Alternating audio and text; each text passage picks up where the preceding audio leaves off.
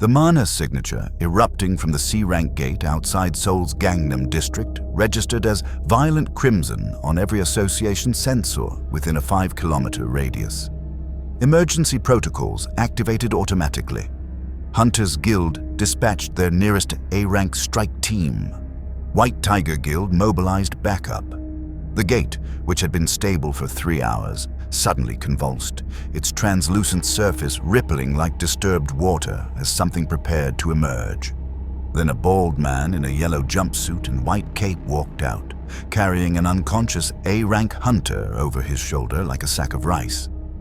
Chief Inspector Woo Jin-chul's tactical display went blank. "Report," he demanded. Phone pressed to his ear as 3 monitors simultaneously crashed. "What just came through that gate?" "Sir, The field agent's voice cracked with confusion. "I don't know. Sensors spiked during emergence, but now they're reading nothing. Just a civilian. But he's carrying Hunter Kang Taishik, and Kang's team hasn't reported in for 40 minutes. Woo Jin-chul was already moving, his A-rank mana sense extending outward as his driver navigated Seoul traffic with practiced urgency. A civilian walking out of an active gate carrying an A-rank hunter. Impossible.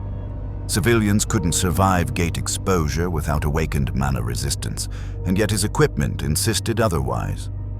The scene outside the gate was controlled chaos. Association barriers held back news crews and curious civilians. Hunters Guild personnel surrounded the bald man, who stood with remarkable patience as medics checked the unconscious Kang Taishik. The A-rank hunter was bruised but breathing, alive despite entering a gate that should have been routine. "He just walked out," a B-rank hunter explained as Woo Jin-chul approached. "No mana signature, nothing, but look at Kang. He's got defense gear rated for C-rank impacts, and it's crushed like tinfoil." Woo Jin-chul studied the stranger. Mid-20s, unnaturally bold, bored expression, and wearing what appeared to be some kind of costume. His mana sense detected absolutely nothing, not even the baseline energy signature every human possessed after the gates appeared 20 years ago. This man registered as less than E-rank, as essentially powerless. "You," Woo Jin-chul addressed him directly. "Explain how a civilian entered an active gate and survived." The bald man scratched his head. "Oh, I'm not a civilian. I'm a hero." "Silence."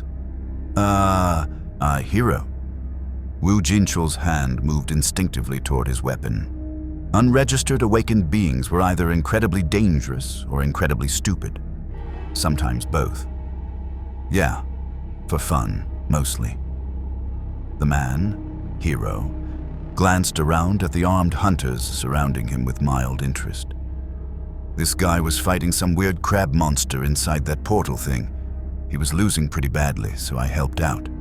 Is there a reward? I'm kinda broke." If you want to see more characters enter different universes, hit that subscribe button and drop the name of a character and the universe you'd want to see them in down in the comments below. Only I can level up. Woo Jin-chul exchanged glances with the medical team reviving Kang Taishik. The A-rank hunter coughed, eyes focusing slowly. "Chief Inspector," Kang rasped. "The boss? How did you kill it so fast? Your strike team?" "We didn't enter the gate," Woo Jin-chul said carefully. "This man says he helped you." Kang Taishik's eyes widened, fixing on the bald stranger. "You? But you were just standing there when the Crimson Crab boss charged. I tried to warn you to run, then it swung and..." His voice dropped to a whisper. "You punched it. Once, it exploded into red mist." The gathered hunters went very still. "It died?" Woo Jin-chul kept his voice level. "The C-rank boss?" Instantly, Kang Taishik sat up despite the medic's protests. "I've never seen anything like it. No mana signature, no skill activation, no weapon enhancement. He just punched it and it died." Woo Jin-chul's tactical mind raced through possibilities. Hidden S-rank using suppression artifacts? Foreign national level hunter operating covertly? Like awakened being with completely unique power manifestation? but his sensors still read nothing. 0 mana. Physically impossible for someone to kill a C-rank boss without awakened powers. "What's your name?" Wu Jinchul demanded. "Saitama." The bald man, Saitama, looked around hopefully. "So about that reward. Also, do you guys know any cheap apartments nearby? I got kind of lost." "Lost?" "Yeah. I was chasing this weird monster back home, punched it really hard, and then ended up here."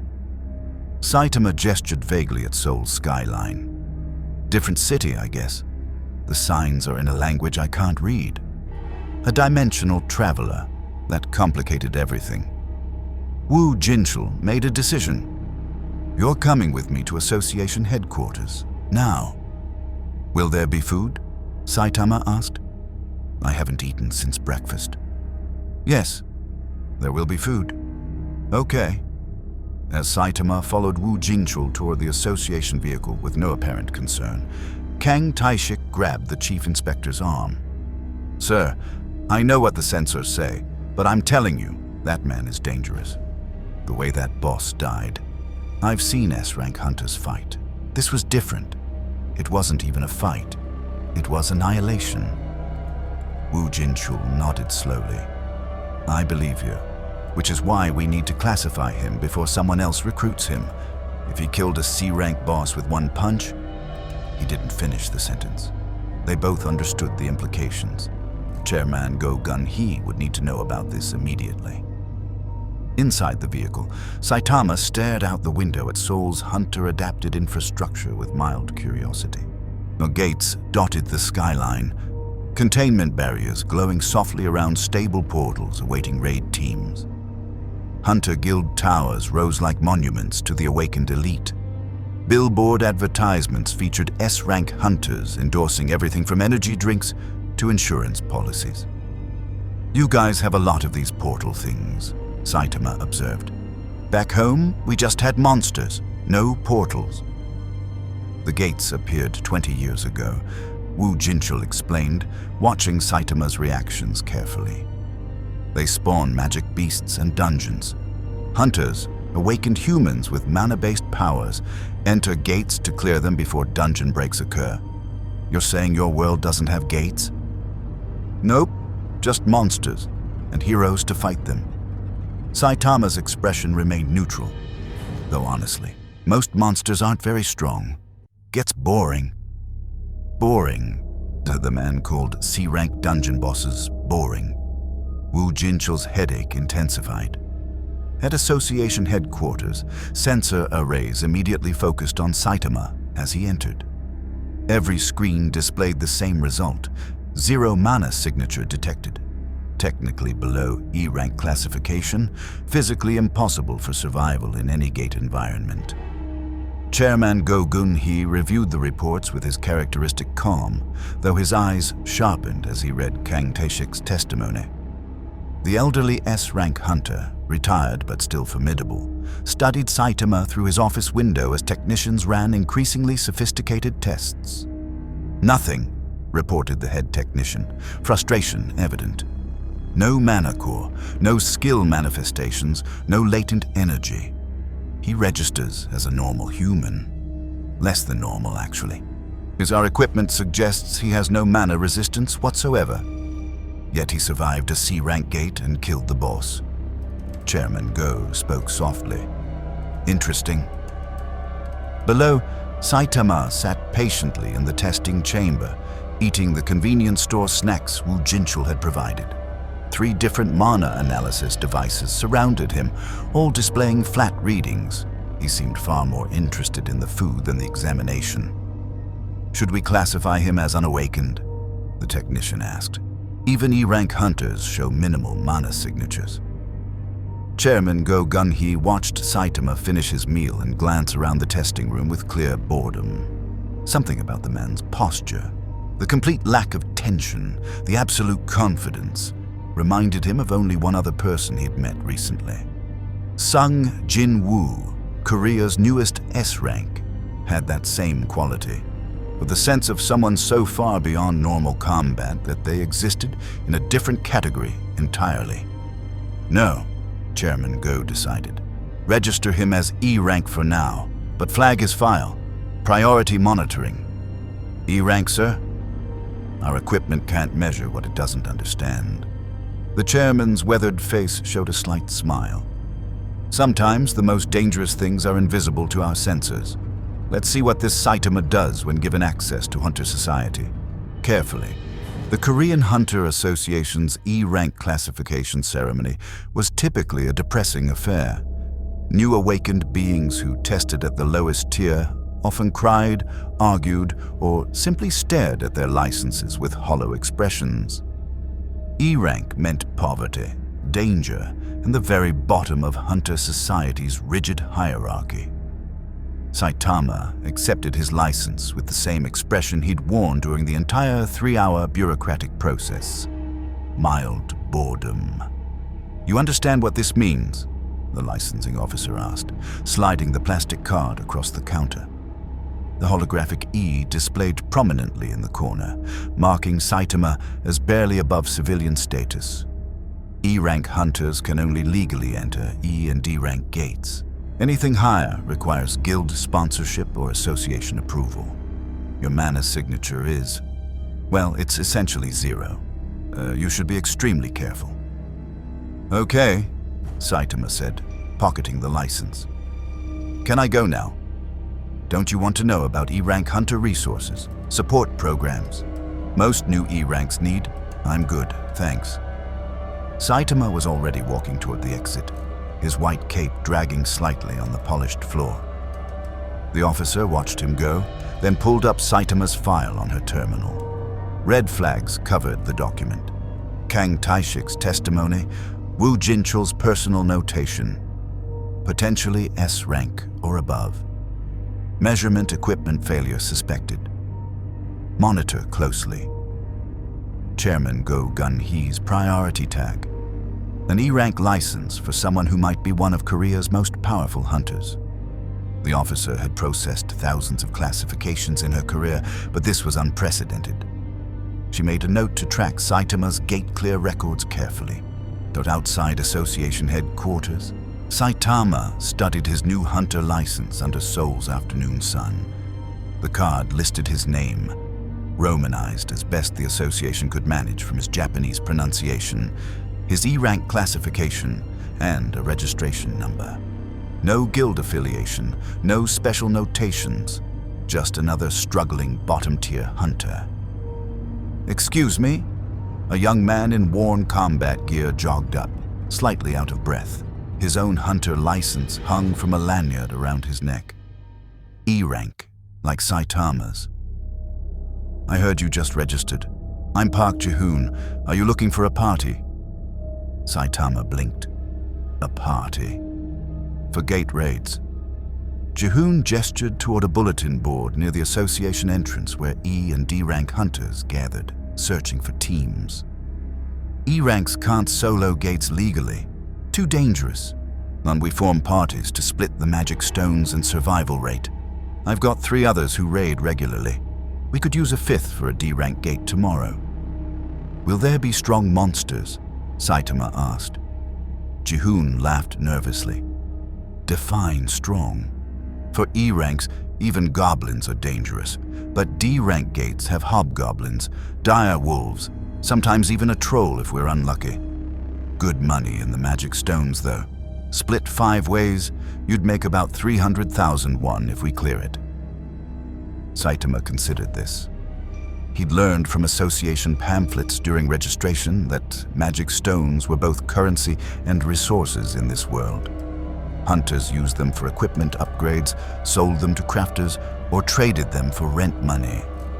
300,000 won was apparently enough for cheap food and housing for a week or 2. Okay, Saitama agreed. So I need rent money anyway. Ji-hoon brightened. Great. Meet us tomorrow at 0800 Dongdaemun Gate Station. Bring whatever weapon you're comfortable with. Do you have any combat skills? Enhancement? Defense buffs? Anything? I punch things. Close combat fighter? Got it. Ji-hoon made a note on his phone. Our team has 2 fighters, 1 ranger, 1 mage. And now you, balanced enough for D rank. Just follow our lead. D rank gates are no joke for E ranks. 3 of my party members died last year before I learned proper caution. Saitama nodded, though his expression remained neutral. In his experience, most monsters died easily enough, but this world apparently had ranks and rules about which monsters were dangerous. He'd figure it out. As Ji-hoon left with final instructions, Saitama noticed a commotion near the association entrance. 9 hunters in expensive gear, their licenses showing A and B ranks, were gathered around someone tall and imposing. The man at the center wore casual clothes but radiated an intensity that made other hunters unconsciously step back. Even Saitama felt it. Not mana. He couldn't sense that, but something else. An instinct he'd developed after years of fighting. This person was strong. The man's eyes swept across the crowd and stopped on Saitama. For a moment, they simply looked at each other across 20 meters of plaza. The stranger's expression shifted subtly. Surprise, then intense curiosity. Then the moment passed. The strong man turned back to his companions and walked into the association building. That was Sung Jin-Woo, whispered an E-rank hunter standing nearby, voice filled with awe. Korea's newest S-rank. They say he went from E-rank to S-rank in just a few months.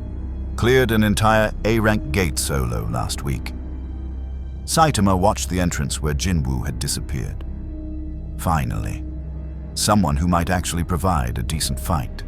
He'd have to find a way to meet this S-rank hunter properly. But first, he needed that rent money. Across the city, in a small coffee shop frequented by lower-rank hunters, news of the new E-rank with the red flag file spread quickly. Hunters Guild's recruitment division had already accessed Saitama's classification records through back channels. White Tiger Guild's information network flagged the file within an hour. Even minor guilds took notice, and E-rank, personally monitored by Chairman Go Gunny, was either spectacularly lucky or hiding something valuable. By evening, near 3 different guilds had sent recruitment scouts to track Saitama's registered address, a tiny studio apartment in a low-rent district where many E-rank hunters lived. The scouts found him eating instant noodles while watching news coverage of an A-rank gate clear by Hunters Guild. Boring, Saitama muttered at the television, watching Cha-Hai-In elegantly slice through dungeon kobolds with mana-enhanced swordsmanship. She's barely trying. His phone, provided by the Association for all Registered Hunters, buzzed with notifications. 5 guild recruitment messages, 7 party invitations, 3 equipment store advertisements offering E-rank survival packages. Saitama deleted them all and focused on his noodles. Inside Association headquarters, Chairman Go Gun-hee reviewed the day's gate activity logs in his office. Woo Jin-chul stood nearby, tablet displaying real-time hunter monitoring data. Saitama accepted a D-rank gate raid invitation, Woo Jin-chul reported.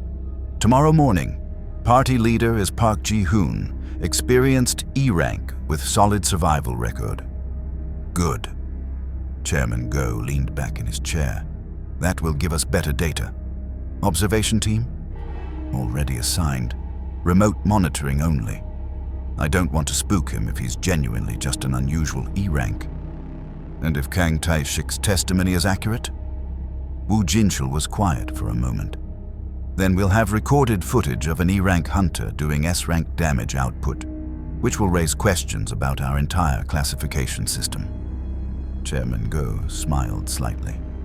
Perhaps our system needs questioning. Sung Jin-Woo certainly challenged it. There's an E-rank who became S-rank through methods we still don't fully understand. He pulled up Jin-Woo's file on his monitor. The young man's meteoric rise from weakest hunter to one of Korea's strongest remained unprecedented. Speaking of which, did Jin-Woo mention anything during his association visit? He asked about the new E-rank. Woo Jin-chul pulled up a message log. Said he wanted to meet someone interesting. I've never seen Jin-Woo show curiosity about another hunter before. Because Jin-Woo sensed what our equipment cannot. Chairman Go closed the files. Two hunters our technology fails to properly measure. One who rose from E to S rank, another who registers as E but kills C rank bosses instantly. I'm beginning to think mana signatures don't tell the complete story about power. In a dimensional space between shadows, the Sung Jin-Woo sat surrounded by his shadow army. Beru, the Ant King shadow and Jin-Woo's strongest soldier, stood at attention nearby. "My king," Beru's telepathic voice hummed with curiosity. "You seem distracted." Jin-Woo stared at his hand, remembering the brief moment when his mana sense had touched the bald E-rank hunter outside Association headquarters. For an instant, Jin-Woo had felt nothing. Not weakness, not emptiness, but an absence so complete it was almost presence, like staring into a void that stared back. "Beru," Jin-Woo said quietly. "Tomorrow, follow that E-rank hunter, the bald one. Don't interfere, just observe. As you command, my king, but may I ask why?" Jin-Woo's eyes glowed faintly violet, the mark of the Shadow Monarch's power. "Because either my senses are failing, or I just met someone completely outside the system's rules. And I need to know which." The D-rank gate shimmered like oil on water in the early morning light, its translucent barrier erected by Association containment teams.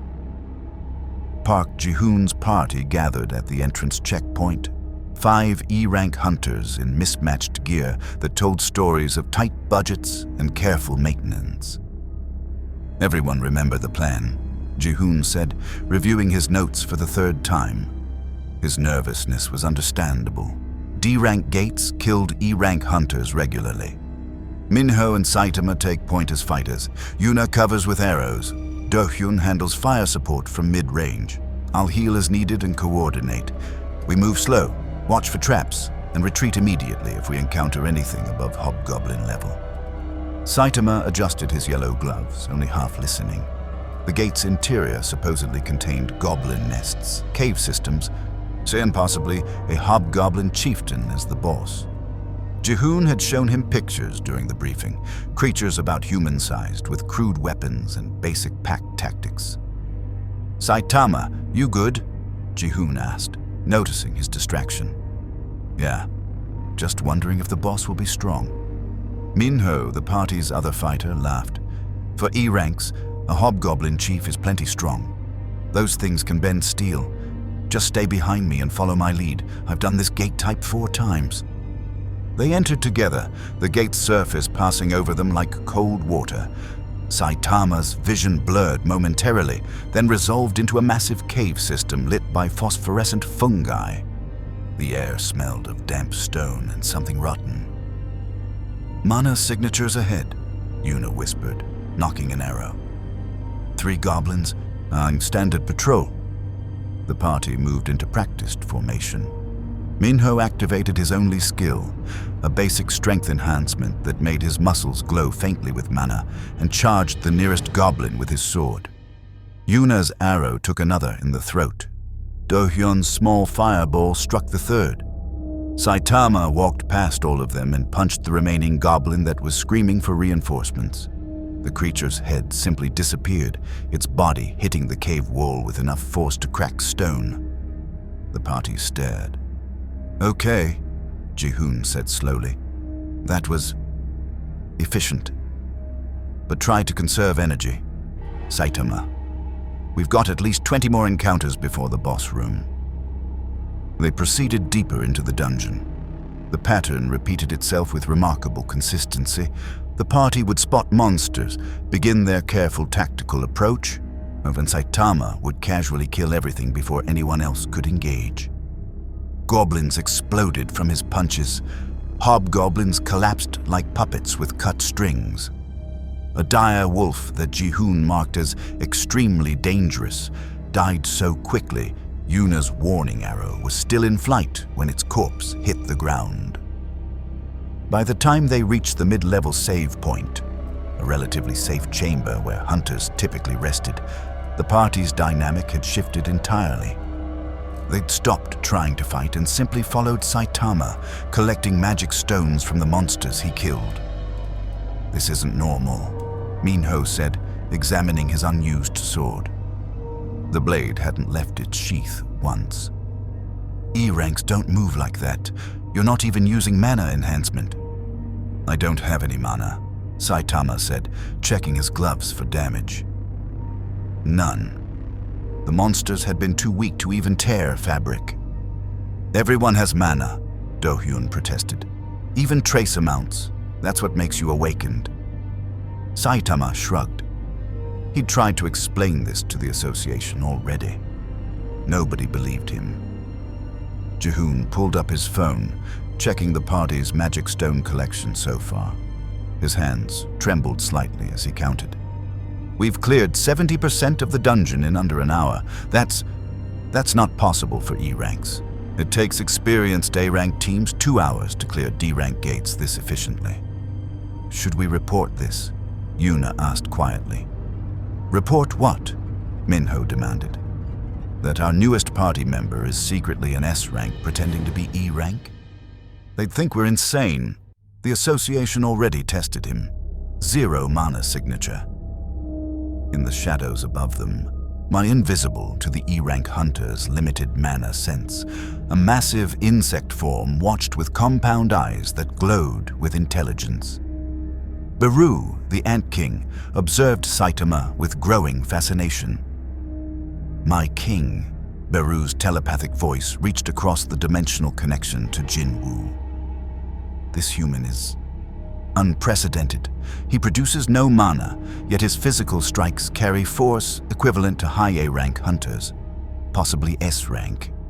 The way he moves, there is no wasted motion, no hesitation, like a predator so far above its prey that hunting becomes routine."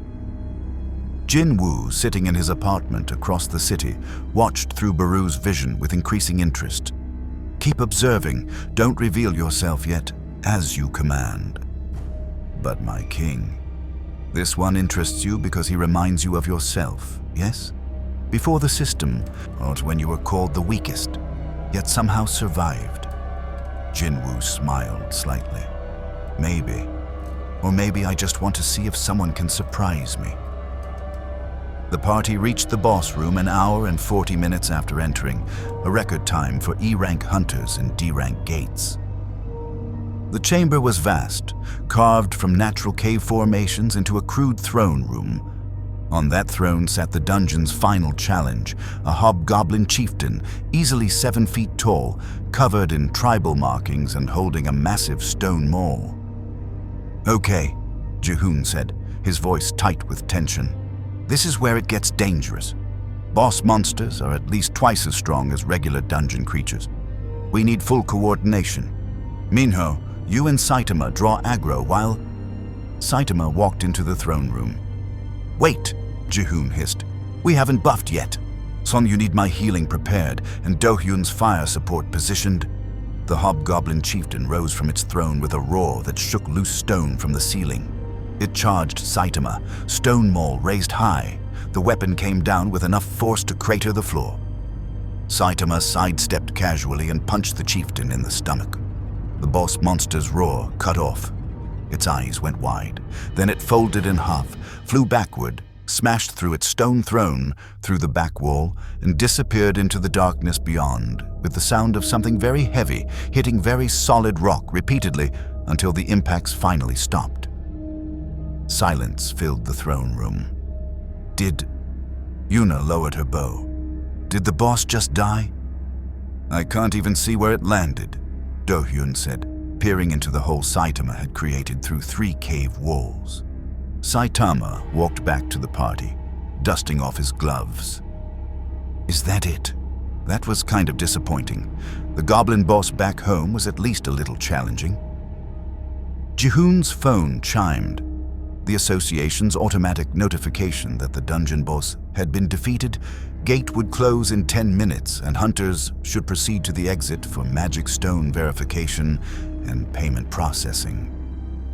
The party leader stared at his phone, then at Saitama, then at the destroyed throne room. "Who?" he asked slowly. Are you really? I'm Saitama. I already told you. E-ranks don't do this. Minho gestured wildly at the devastation. The classification test measures mana output. You can't fake that. How are you this strong? I did 100 push-ups, 100 sit-ups, 100 squats, and ran 10 kilometers every day for 3 years, Saitama said seriously. The party stared at him in stunned silence. That's... Yuna started. That's just regular exercise. Yeah, but I did it every day. Never used air conditioning or heating either. Almost went bald. He paused, touching his smooth head. Well, I did go bald, but I got really strong. Physical training can't make you stronger than mana enhancement, Do-hyun protested. That's not how awakened powers work. The human body has limits that only mana can transcend. Huh. Saitama considered this. Guess I broke through those limits then. Above them, Beru chittered with something approaching amusement. My king, I believe this human is telling the truth. He genuinely doesn't understand why he's abnormal. That's what makes him interesting, Jin-Woo responded. Keep watching. Son, I want to know what happens when the association sees their footage of an E-rank clearing a D-rank gate in under 2 hours. The party collected magic stones in silence, still processing what they'd witnessed.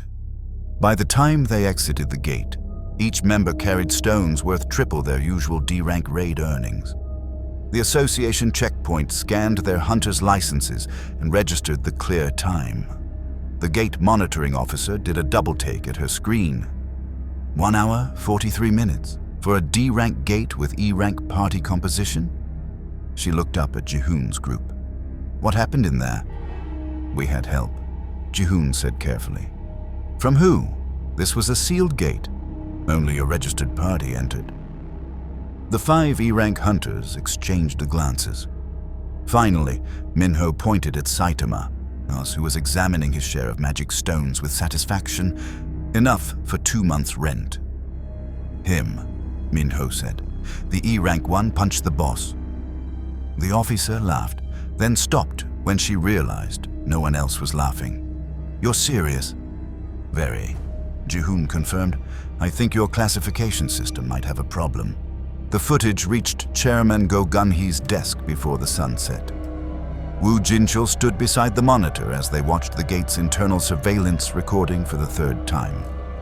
The association installed hidden cameras in all ranked gates for training analysis and incident investigation. Usually the footage showed standard tactical approaches, occasional mistakes, and the grinding efficiency of experienced hunters. This footage showed a bold E-rank hunter casually obliterating a D-rank dungeon in under 2 hours. There, Woo Jinchul said, pausing the playback as Saitama punched the hobgoblin chieftain. Watch the force dispersion? They watched frame by frame. Saitama's fist connected with the boss's stomach. For a single frame, the impact point showed distortion. Not mana discharge or skill activation, but pure kinetic energy transferring through flesh and bone and armor like water. The chieftain's body folded, then launched backward with enough force to punch through solid stone. No mana signature during the strike, Woo Jinchul confirmed, checking the gate's mana sensors. But the physical impact measures equivalent to a high A-rank strength enhancement skill at maximum output, possibly S-rank.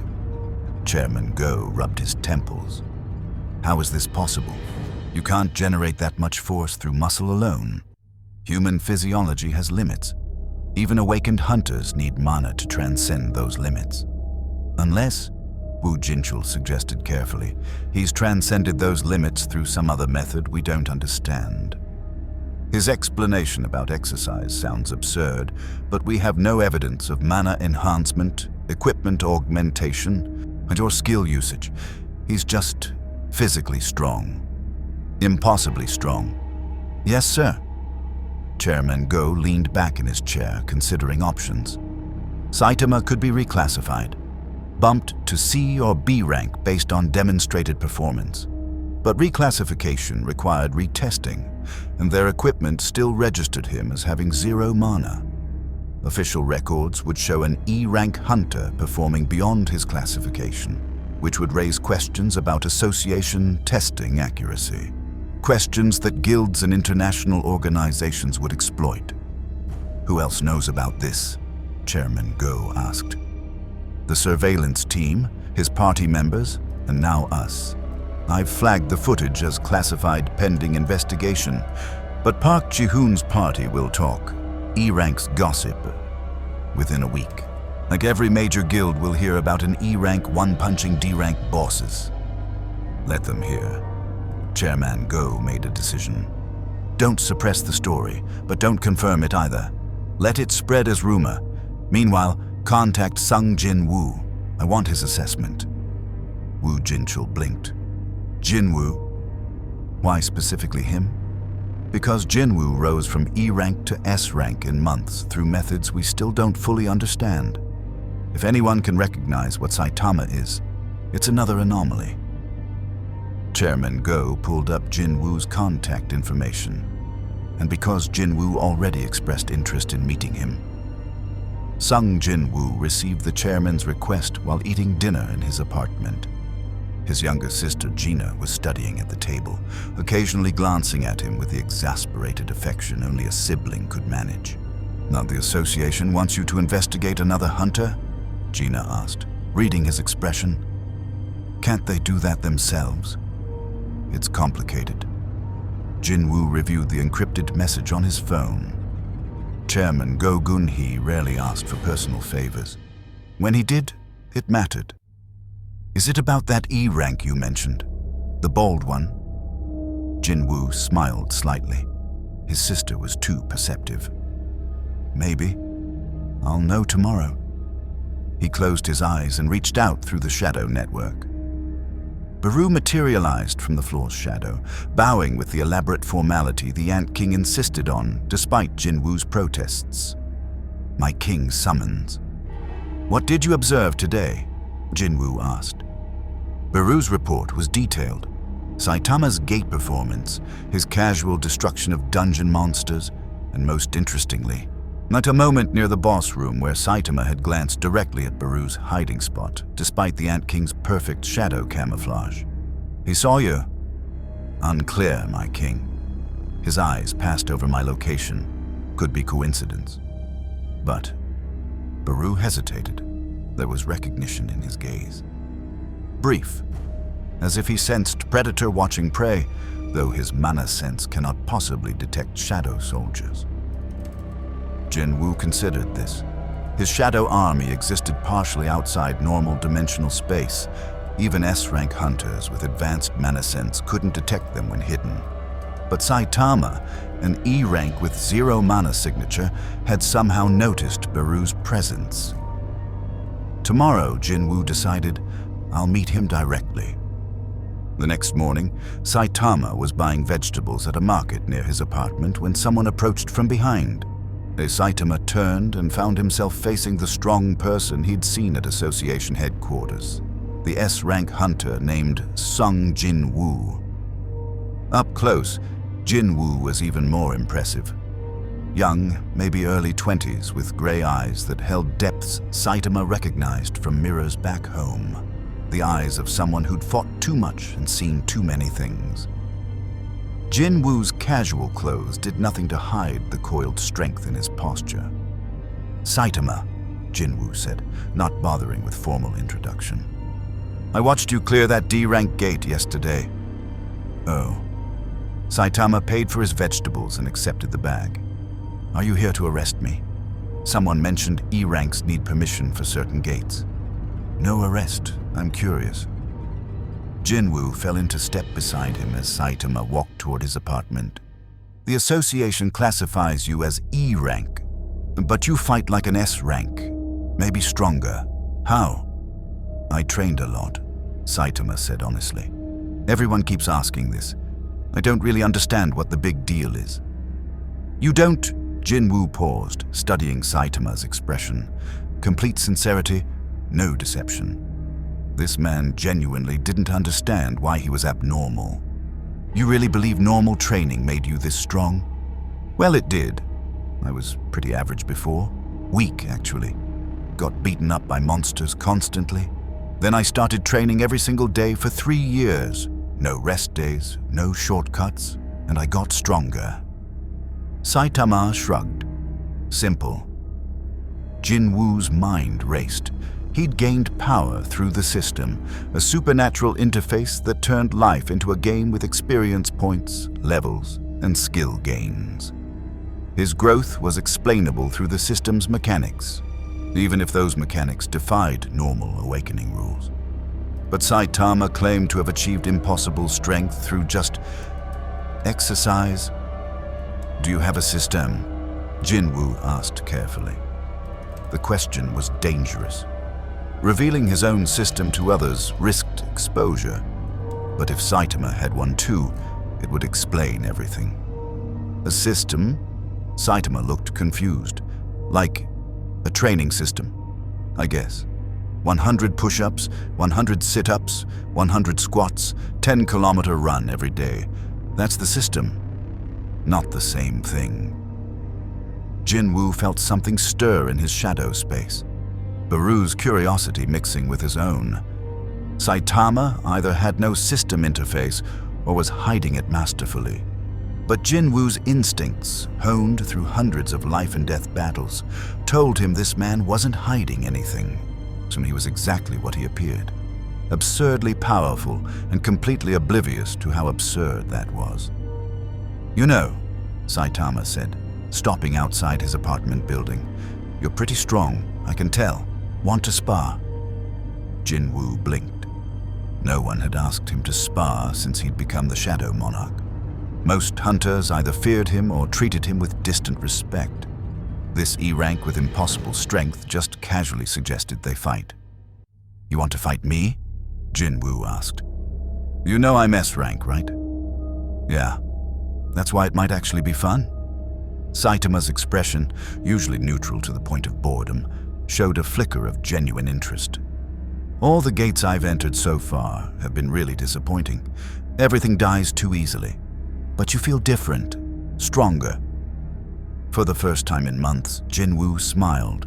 And not the polite smile he used for association meetings or guild negotiations, but a real smile. The smile of someone who just found an interesting challenge. "Tomorrow," Jin-Woo said. "I know a place we can fight without destroying the city. Morning, 0800. I'll pick you up." "Okay." Saitama nodded and headed toward his apartment door. Then he paused, glancing at Jin-Woo's shadow. "Hey, that giant bug thing that was following me yesterday, is that yours?" Jin-Woo went very still. "You saw Beru? Is that its name?" "Yeah, I saw it in the cave. Big ant, glowing eyes, hiding in the shadows. I figured it was some kind of dungeon monster, but it never attacked, so I ignored it." Beru materialized from Jin-Woo's shadow, no longer bothering with stealth. The massive ant king towered over both humans, chittering with something approaching respect. He saw me, my king, even with complete shadow suppression. Remarkable. Saitama studied Beru with mild interest. Oh, it can talk. Cool. You can hear him? Jin-Woo's surprise was genuine. Shadow soldiers communicated telepathically through the Shadow Monarch's connection. Regular humans, even S-ranks, couldn't perceive their telepathic speech unless Jin-Woo explicitly allowed it. Yeah, he just said something about being remarkable. Saitama looked between Jin-Woo and Beru. Is this a skill? Summoning monsters?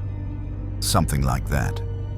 Jin-Woo decided against explaining the full complexity of the Shadow Monarch's power. Beru, this is Saitama. Saitama, this is my strongest soldier. Beru bowed to Saitama with elaborate formality. An honor to meet one who can perceive our existence, warrior. Nice to meet you too, Saitama said. But Jin-Woo made a mental note to test exactly how much Saitama could perceive. If an E-rank with 0 mana could see and hear shadow soldiers that evaded S-rank detection, then E-rank was completely wrong. Either the association's equipment was fundamentally flawed, or Saitama operated on principles outside the mana-based power system entirely. Tomorrow's spa would provide answers. Jin-Woo found himself looking forward to it, with anticipation he hadn't felt since his last Monarch battle. As Jin-Woo and Baru disappeared into shadow space, Saitama climbed the stairs to his apartment, already thinking about what to make for dinner. Finally, a strong opponent. Maybe this world wouldn't be so boring after all. The rumor spread through Seoul's hunter community like wildfire. An E-rank had soloed a D-rank boss with one punch. By the third day, every major guild's recruitment division had added Saitama's name to their priority watch lists. Hunter's Guild moved first. Cha Hai-in arrived at Saitama's apartment building in the early afternoon, her blonde hair tied back and her Hunter's Guild uniform immaculate. As Korea's top female S-rank hunter and one of the guild's vice masters, she rarely handled recruitment personally. But Choi Jong-in, the guild master, had specifically requested she investigate the E-rank anomaly. His mana signature is strange, Jong-in had explained, or rather, the complete lack of one. And you're sensitive to mana. See what you perceive. Cha Hai-in's unique trait, heightened sense of smell tied to mana perception, made her invaluable for evaluating hunters. Strong hunters smelled powerful to her, their mana radiating distinct scents. Weak hunters barely registered.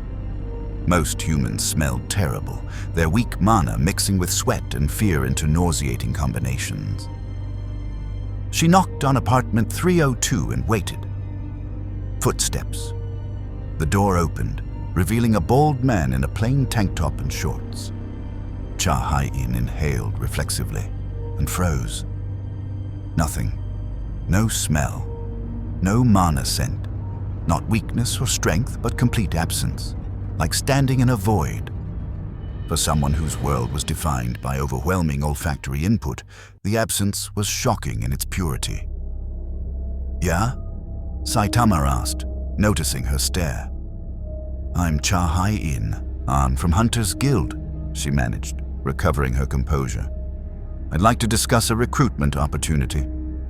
"Not interested," Saitama said and started to close the door. Cha Hai-in caught it with her foot, S-rank reflexes making the motion effortless.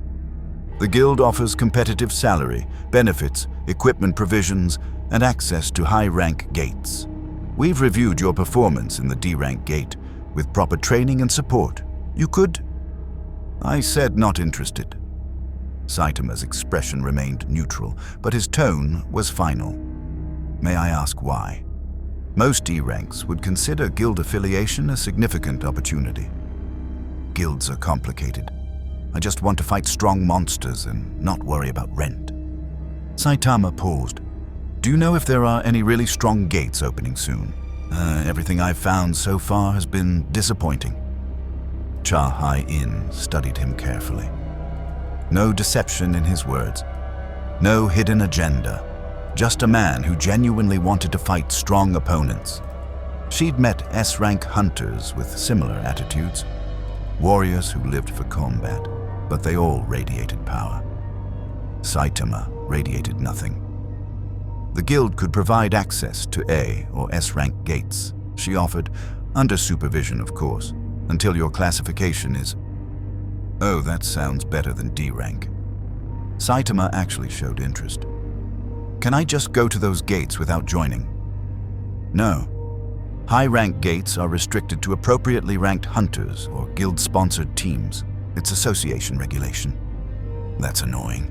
Saitama sighed. "Guess I'll figure something out." Before Cha Hai-in could respond, footsteps echoed in the stairwell. 3 people appeared.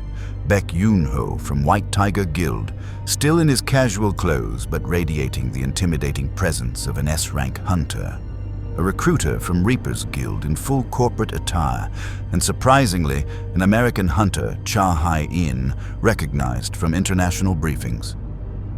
"Saitama?" Baek Yoon-ho asked, his keen eyes taking in the scene. "Bad timing?" "Hunter's Guild got here first. the Reaper's recruiter said with poorly disguised annoyance. Typical. Actually, the American hunter said in accented Korean, Thomas Andre sent me. We're interested in testing the E-rank who can one-punch D-rank bosses. Saitama looked at the growing crowd in his hallway with confusion. Why are so many people here? Because you're interesting, Baek Yoonho said bluntly, and stepping forward with the confidence of Korea's second strongest S-rank. An E-rank performing S-rank feats. Every guild wants to know what you really are. I'm just a guy looking for strong fights. Then fight for White Tiger Guild, Baek Yoonho offered. We're straightforward. No politics, no complicated contracts. You want strong opponents? We'll provide them. You clear gates, we split profits fairly. Same offer from Reapers, the corporate recruiter added, but with better benefits package and equipment provisions. We've got connections to A-rank gates across Korea.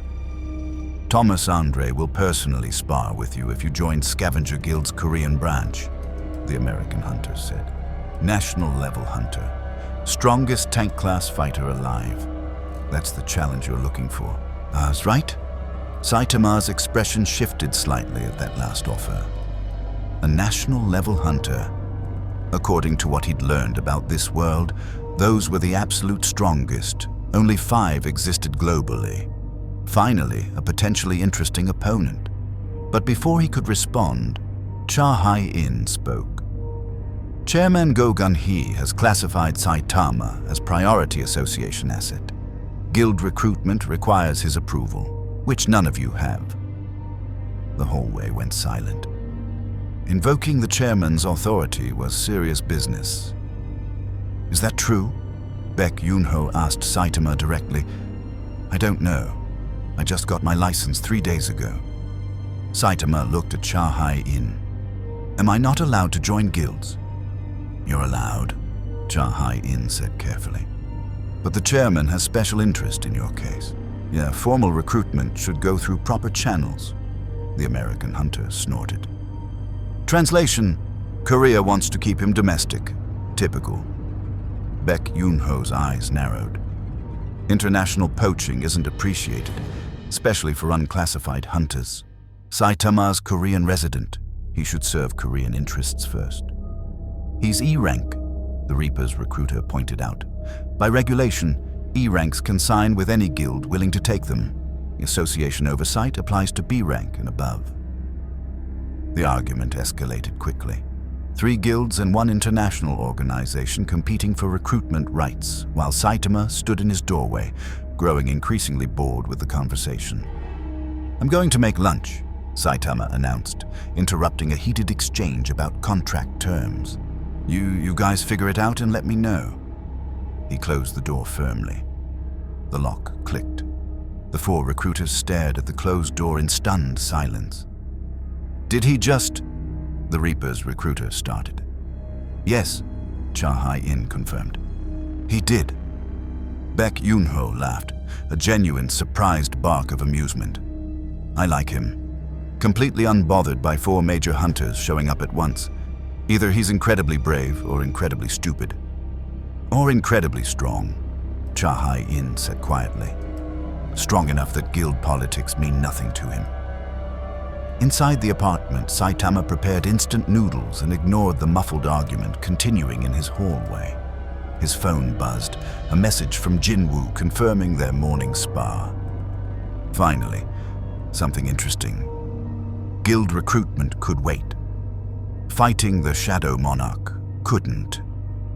At association headquarters, Woo Jinchul watched live footage from surveillance cameras in Saitama's building. The feed showed 4 major recruitment representatives arguing outside an E-rank hunter's apartment. Unprecedented. This is getting complicated, he reported to Chairman Go. Hunters Guild, White Tiger, Reapers, and an American scout from Thomas Andre's organization all showed up within minutes of each other. Guild intelligence networks are efficient, Chairman Go observed. Let them compete. See who Saitama chooses, if anyone. His decision will tell us about his character. And if he chooses international recruitment, Then we learn he's motivated by personal strength over national loyalty. Chairman Go pulled up Saitama's file, but I suspect he won't choose any of them. Sung Jin-Woo reported their conversation yesterday. And Saitama isn't interested in politics or allegiance. He just wants to fight strong opponents. Like Jin-Woo when he was first awakening, Woo Jin-Chul noted. Similar, but Jin-Woo had the system guiding his growth.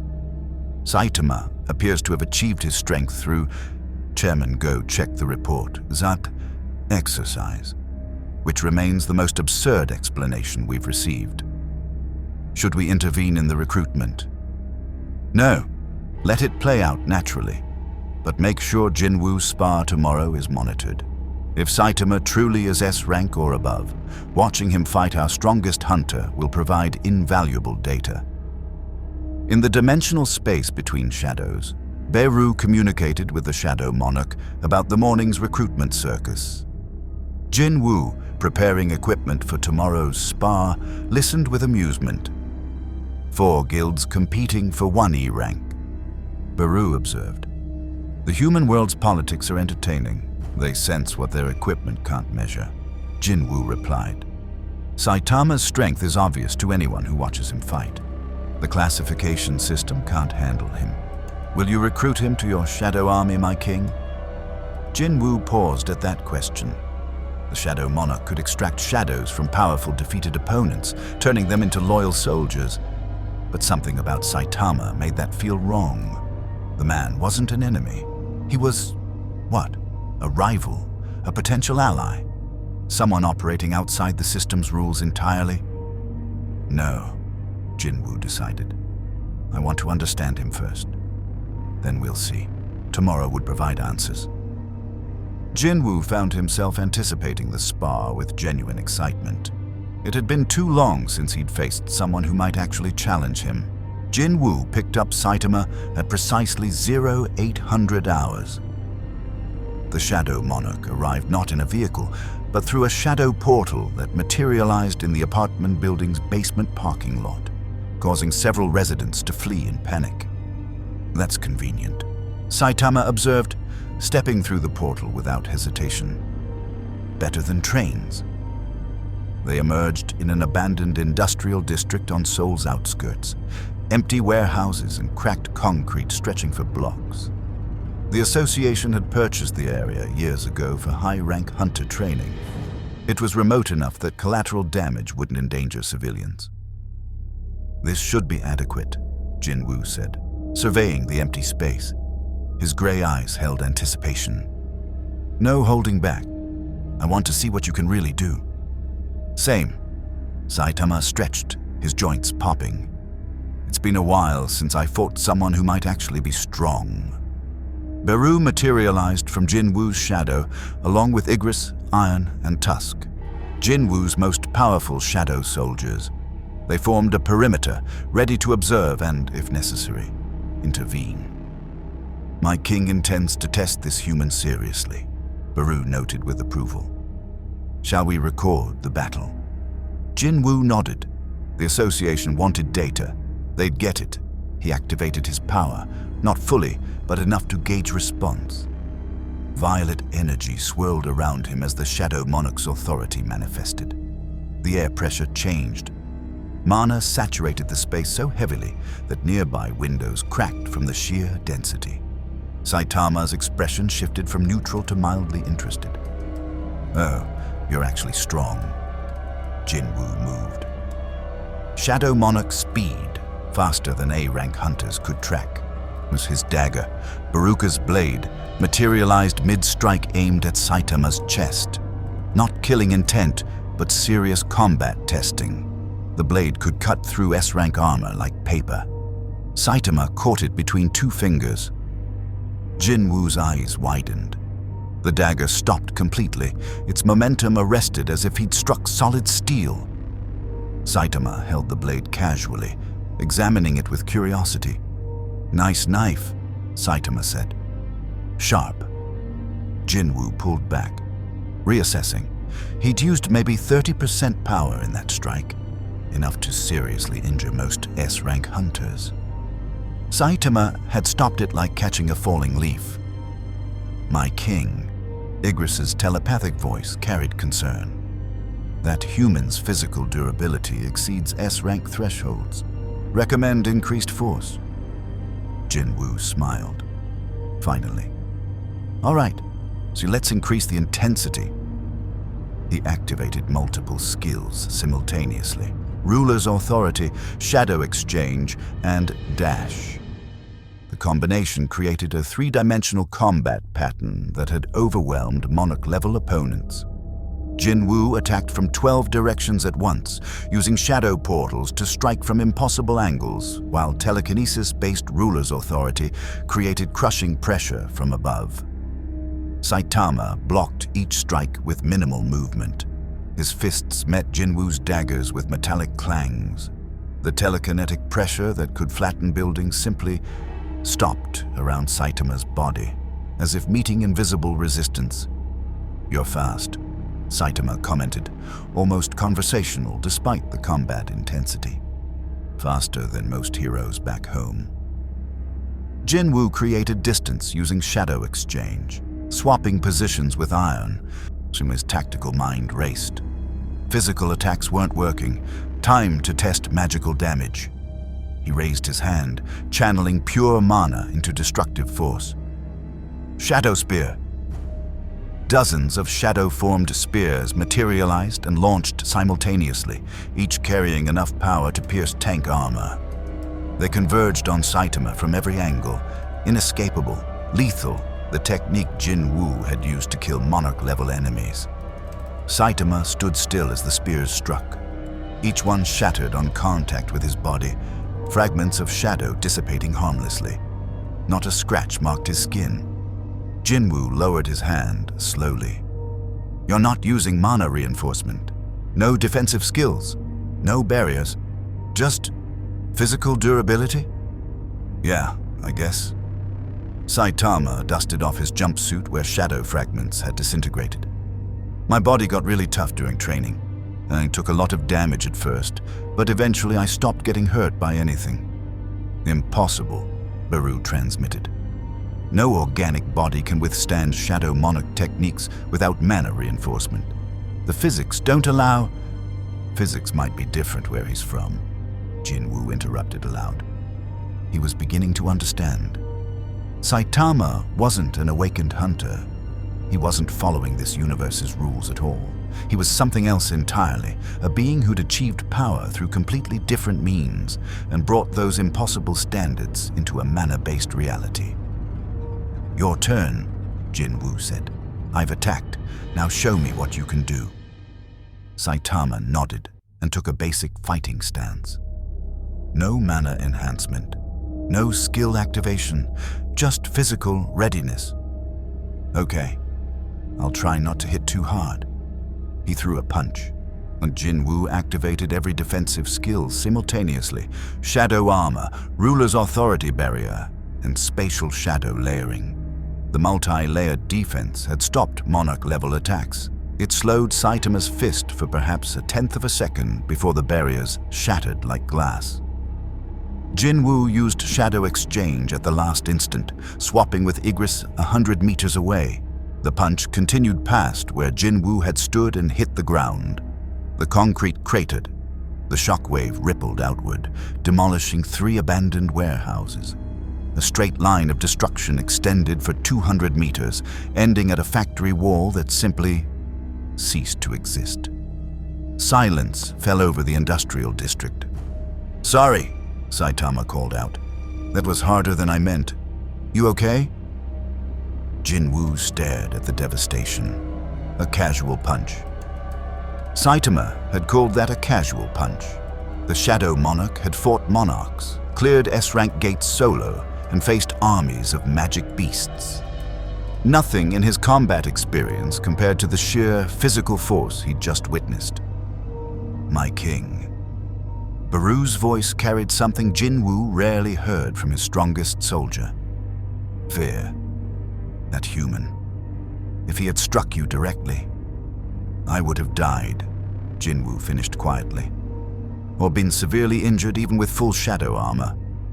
He emerged from behind cover, approaching Saitama carefully. "You said you held back?"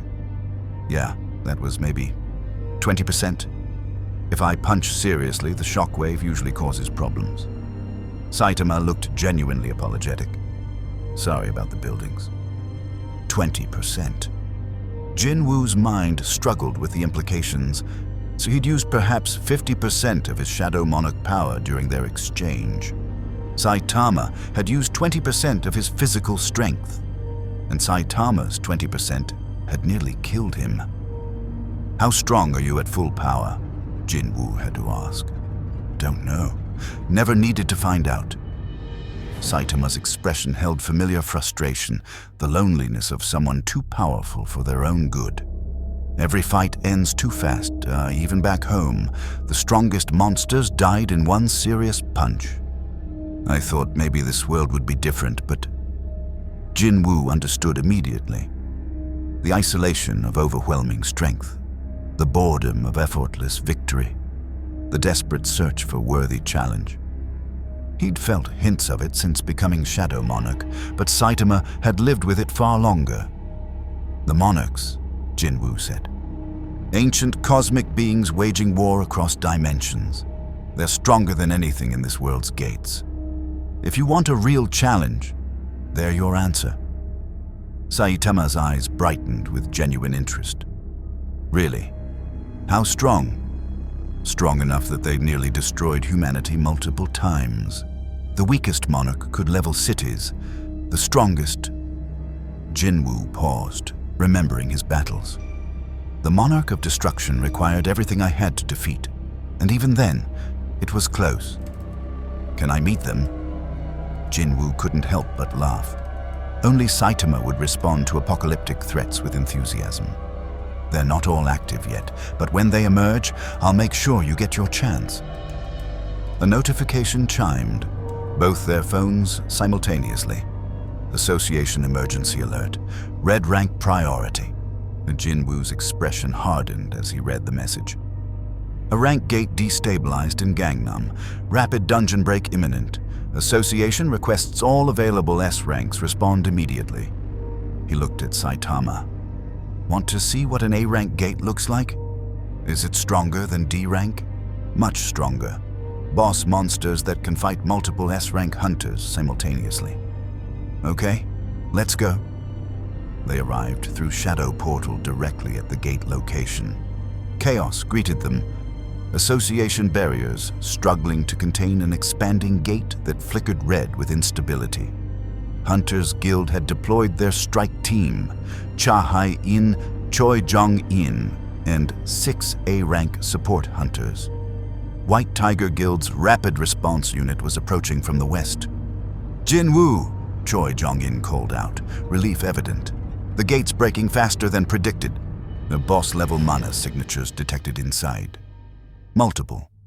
This isn't a standard A-rank configuration. "How long until break?" 15 minutes. Maybe less. Cha Hai-in's heightened senses detected the gate's instability. "We need to clear it before the boss emerges into the city." "I'll handle it," Jin-Woo said. "I'll come too," Saitama added. Cha Hai-in noticed him for the first time, her eyes widening. "The E-rank. What's he doing here?" "Training," Jin-Woo said simply. Before anyone could protest, he grabbed Saitama's arm and shadow portaled them both through the unstable gate. They emerged in a massive cavern system, volcanic magma flowing through channels, heat shimmer distorting the air. The A-rank dungeon's theme was fire type, which explained the destabilization.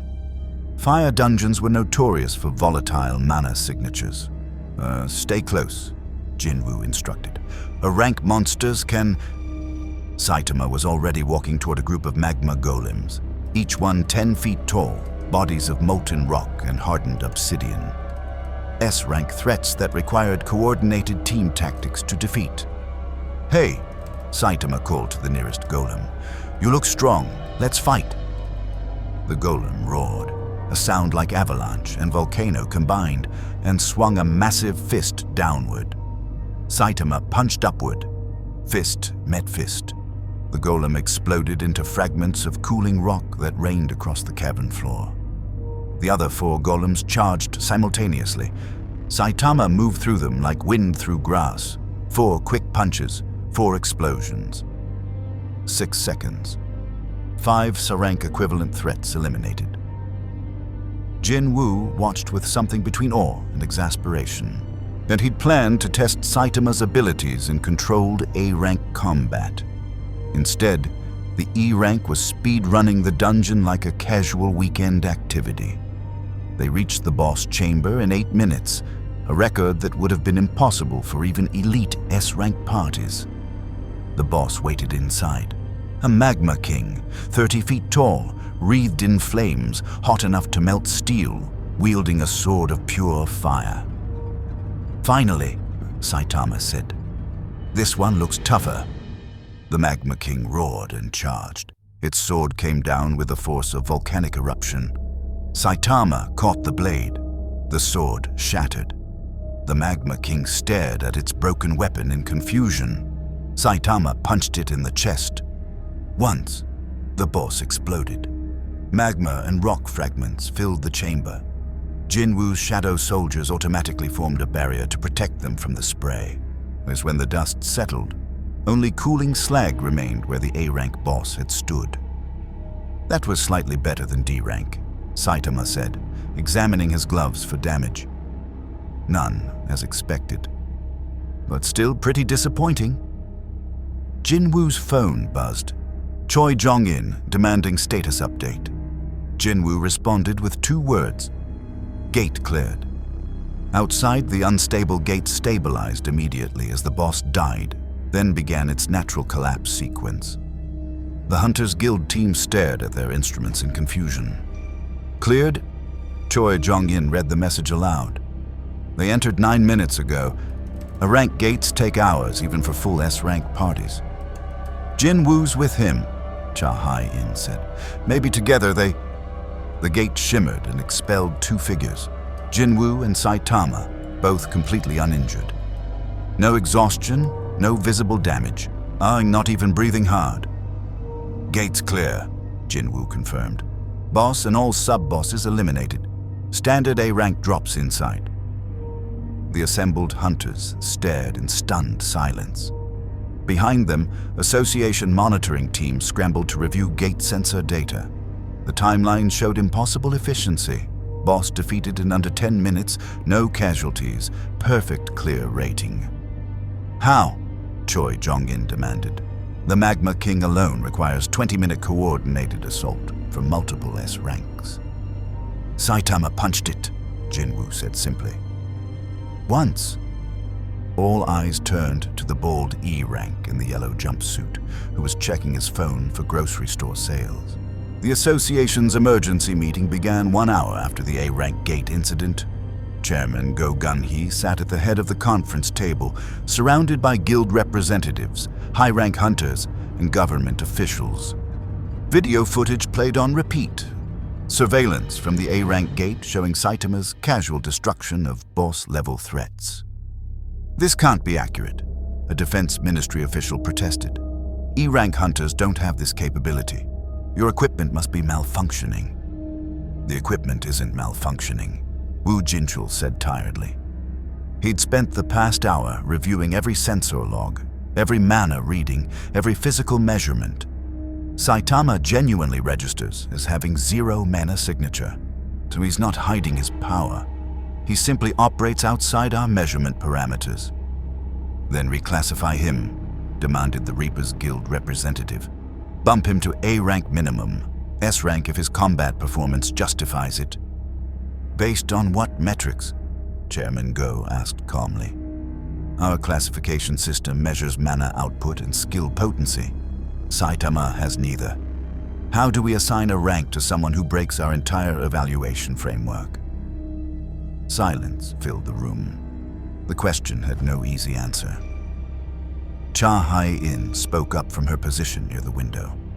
"I observed him in combat today. Watching him fight is like watching a natural disaster with legs. There's no technique, no strategy, no skill activation.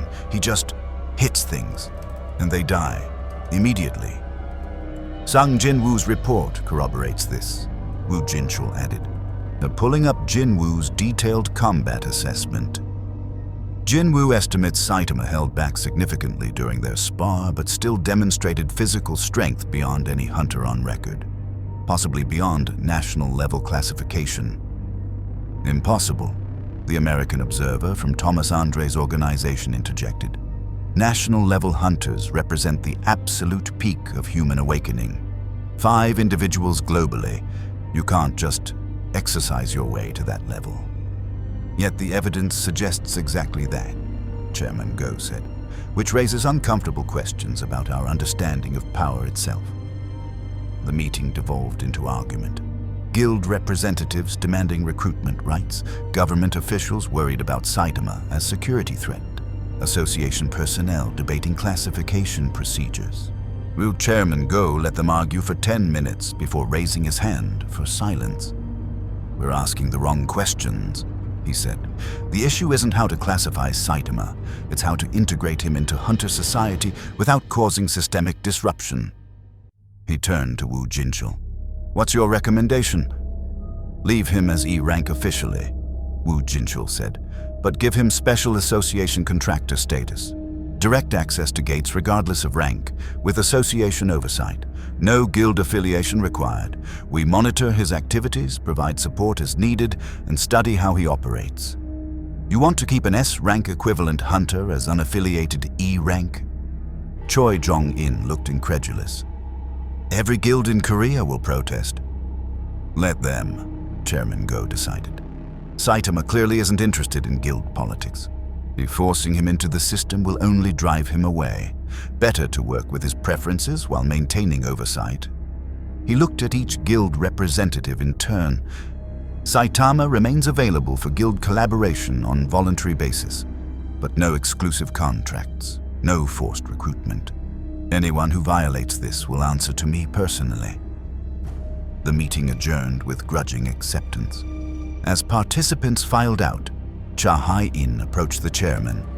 You're protecting him, she observed. From the guilds, from international attention. Why? Chairman Go smiled slightly. Because he reminds me of Sung Jin-Woo, another impossible hunter who defied classification. Jin-Woo needed space to grow without guild pressure. I suspect Saitama needs the same. Jin-Woo had the system guiding him. What does Saitama have? Himself. Which might be enough. Meanwhile, Saitama had returned to his apartment and discovered a problem. His rent was due, and the A-rank gate clear hadn't paid out yet. Association processing took 24 to 48 hours for raid compensation. He needed money today. His phone showed 17 missed calls from various guilds, 12 recruitment messages, and 1 text from Park Ji-hoon. E-rank party forming for C-rank gate tomorrow. Interested, pay is better than D-rank. Saitama texted back, sure. The next morning, he met Ji-hoon's party at a C-rank gate in Seoul's business district. The same 4 hunters from the D-rank raid, plus 2 new additions, both E-ranks desperate for magic stone income. Saitama, Ji-hoon greeted him with nervous enthusiasm. Glad you could make it. I heard you cleared an A-rank gate with Sung Jin-Woo yesterday. Yeah, it was okay. Just okay. One of the new party members, a young woman named Sunmi, looked skeptical. Rank gates are suicide for E-ranks. Even watching from outside is dangerous. The boss died pretty fast, Saitama said. Wasn't very strong. The party exchanged glances. Either Saitama was delusional or the rumors were true. They'd find out soon enough. The C-rank gate contained undead, skeleton warriors, zombie hordes, and supposedly a lich as the boss. Higher difficulty than D-rank, with magic resistance that made them dangerous for low-rank hunters. Saitama walked through the dungeon like taking a morning stroll. Skeletons shattered from his punches. Zombies exploded into gore. When they reached the Lich's chamber, a massive throne room filled with undead minions and dark magic, Saitama simply walked through everything. The Lich began its boss speech, dramatic proclamation about death and eternal servitude. Saitama punched it mid-monologue. The lich disintegrated into dust. 17 minutes. Full gate clear. Ji-hoon's party stood in shocked silence, surrounded by magic stones they'd barely helped collect. "I don't understand," Sunmi whispered. "This is C rank, higher than D. The lich should have been..." "Disappointing," Saitama finished. "Yeah, they're all disappointing." They exited the gate to find 3 association vehicles waiting, along with Wu Jinchul and a full observation team. "Saitama?" Wu Jinchul said formally. "The chairman wants to meet with you." Now. At association headquarters, Chairman Go Gun-hee waited in his office. He'd dismissed his staff, wanting this conversation private. When Saitama entered, still in his hero costume, but completely unbothered by the chairman's authority, Go Gun-hee felt a flash of nostalgia. So much like Jin-Woo, that same casual confidence born from absolute strength. "Please sit." Chairman Go gestured to a chair. Saitama sat, looking around the office with mild curiosity. "Am I in trouble?" Saitama asked. "Someone mentioned rules about E ranks and C rank gates." "No trouble. I wanted to talk about your future in Hunter Society." Chairman Go folded his hands on his desk. "You've cleared D rank, C rank, and A rank gates in 4 days. You've demonstrated power that exceeds our classification system. Guild recruitment pressure is becoming problematic. We need to establish clear guidelines." "I just want to fight strong monsters and earn rent money," Saitama said. "Is that complicated?" "In this world, yes. Power attracts attention. Mas attention brings politics. Politics creates complications." Chairman Go pulled out a special association contractor license. "I'm offering you unique status. You remain officially E rank, but gain access to any gate regardless of rank restrictions. Association provides support, handles paperwork, and shields you from guild pressure. In exchange, you take missions we assign occasionally and allow us to monitor your development." "Will the missions have strong opponents?" "Potentially.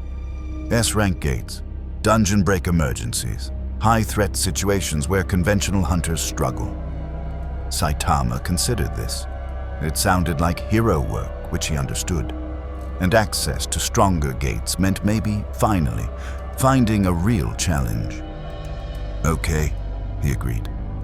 "But I don't do complicated rules or politics." "Understood. Keep fighting monsters. We'll handle everything else." Chairman Go slid the contractor license across his desk. It looked similar to a hunter license, but marked with Special Association seal. "One more thing. Sung Jin-Woo has expressed interest in partnering with you for future raids. Are you amenable?" "He's strong," Saitama said. "Fighting with him is more interesting than alone." "Good. Because we're about to have a situation that requires both of you." Chairman Go pulled up classified reports on his monitor. Dimensional disturbances detected across multiple gates, mana signatures that didn't match known magic beast patterns, and concerning readings that suggested something larger stirring in the dimensional spaces between worlds. "The monarchs are becoming active," Chairman Go explained. "Ancient beings that Jin-Woo has fought before. They're beginning to take interest in our world again. When they make their move, we'll need every powerful hunter available." "Are they strong?" Saitama asked, leaning forward with interest. Jin-Woo describes them as the most dangerous opponents he's faced, beings that exist beyond normal dimensional limits, commanding armies of high-rank monsters, capable of destroying cities. For the first time since arriving in this world, Saitama smiled. A real smile, not his usual neutral expression. "Finally, that sounds promising." Chairman Go couldn't help but smile back. Most hunters would respond to monarch threat with fear. Saitama responded with enthusiasm. In its own way, that was terrifying and incredibly useful. The S-rank gate opened 3 days later in Busan, Korea's second-largest city. Red rank emergency alerts flooded every hunter's phone simultaneously.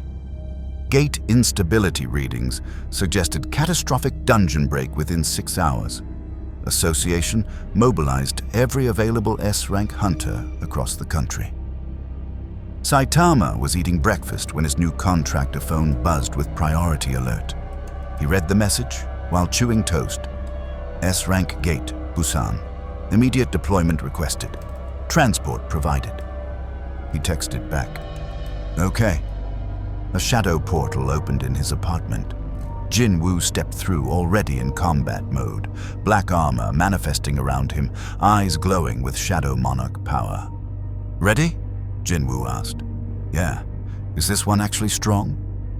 S-rank gates are no joke. Boss monsters can fight multiple national-level hunters. Now, this is the real test. Jin-Woo's expression was serious. If you want a challenge, this is your chance. They emerged in Busan to controlled chaos. Association had evacuated a 3-kilometer radius around the gate. Military cordons established multiple fallback positions. Every S-rank hunter in Korea had responded. Cha Hai-in, Baek Yoon-ho, Choi Jong-in, Min Byung-gyu, and others. 11 S-ranks total, the largest concentration of elite hunters since the Jeju Island crisis. Jin-Woo, Baek Yoon-ho called out, relief evident. And the E-rank, good. We need everybody we can get. What's the threat assessment? Jin-Woo asked, scanning the gate's roiling surface. Even from outside, the mana pressure was intense. Cha Hai-in consulted her tablet, her heightened senses confirming the data. Sensors detect multiple boss-level signatures, and at least 3. Unknown dungeon type. The mana pattern doesn't match any known classification. Association's best guess is a hybrid gate, multiple environment types merged together. Hybrid gates are rare, Choi Jong-in added, his fire mage instincts analyzing the mana flow. Last one was 5 years ago, took 12 S-ranks and 72 hours to clear, with 30% casualty rate. Casualty rate for S-ranks? Saitama asked, genuinely surprised. These people were supposed to be the strongest in this world. S-rank gates don't care about your reputation, Baek Yoon-ho said grimly. Inside, we're all just meat that bleeds. Stay close to the group, follow tactical commands, and don't take unnecessary risks. The 11 S-ranks plus Saitama entered together through coordinated assault formation. Jin-Woo and Baek Yoon-ho on point. Arrange specialists in protected middle positions, support hunters covering flanks. Professional, practiced, the result of years fighting deadly gates. They emerged in a nightmare landscape. Dimensional rifts created a fractured reality where multiple environments coexisted impossibly.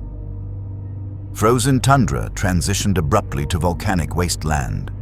Acidic swamp bordered crystalline desert. The sky flickered between dimensions, daytime, nighttime, alien stars, all simultaneously visible. Monarch influence, Jin-Woo said quietly, recognizing the dimensional distortion. This isn't a natural gate. Something's forcing multiple realities together. Mana signatures ahead, Cha Hai-in warned. Multiple high-rank threats. Combat imminent. What emerged from the dimensional rifts made even S-rank hunters hesitate. Chimeric beasts fused from multiple monster types, their bodies stitched together through dimensional magic. A dragon's head on spider legs. Wolf pack with crystalline armor and tentacle tails. Each one radiated mana equivalent to A-rank bosses. Formation, Baek Yoon-ho roared, activating his transformation. White Tiger Guild's master shifted into his beast form, massive, powerful, covered in ethereal white fur that glowed with mana. The S-ranks engaged with practiced coordination. Choi Jong-in's fire magic created kill zones. Cha Hai-in's swordwork targeted weak points. Support hunters provided buffs and healing. Jin-Woo's shadow soldiers emerged to flank and contain. Saitama walked past all of them and started punching monsters. But each punch resulted in immediate death. chimeric beasts exploding into component parts that scattered across the fractured landscape. The S-Rank's careful tactical formation became unnecessary as Saitama simply killed everything in his path. Is he... Min Byung-gyu stared as Saitama casually destroyed their third chimeric boss in as many minutes. Is he serious right now? That's the E-Rank. Another S-Rank watched Saitama punch through a dragon spider hybrid skull. The one with 0 mana signature? He's not E-Rank, Baek Yoon-ho said, his beast form senses detecting what their equipment couldn't. I don't know what he is, but he's not E-Rank. They pushed deeper into the hybrid dungeon. The environments became more distorted, more dangerous. Gravity shifted randomly. Temperature fluctuated from absolute 0 to volcanic heat. Spatial dimensions folded in on themselves, creating paths that looped impossibly. And through it all, Saitama just walked forward, punching anything that attacked. The dimensional distortions that confused and injured S-Ranks didn't affect him. The environmental hazards that required mana shields to survive didn't hurt him. He was simply immune to everything the gate threw at him. Jin-Woo watched with growing fascination. His Shadow Monarch senses detected the distortions, adapted to them, navigated the hostile environment through experience and power. Saitama didn't adapt, he just ignored them, like physics itself gave up trying to affect him. They reached the core chamber after 2 hours of fighting. The S-Ranks were exhausted, mana reserves depleted, injuries accumulating despite healing support.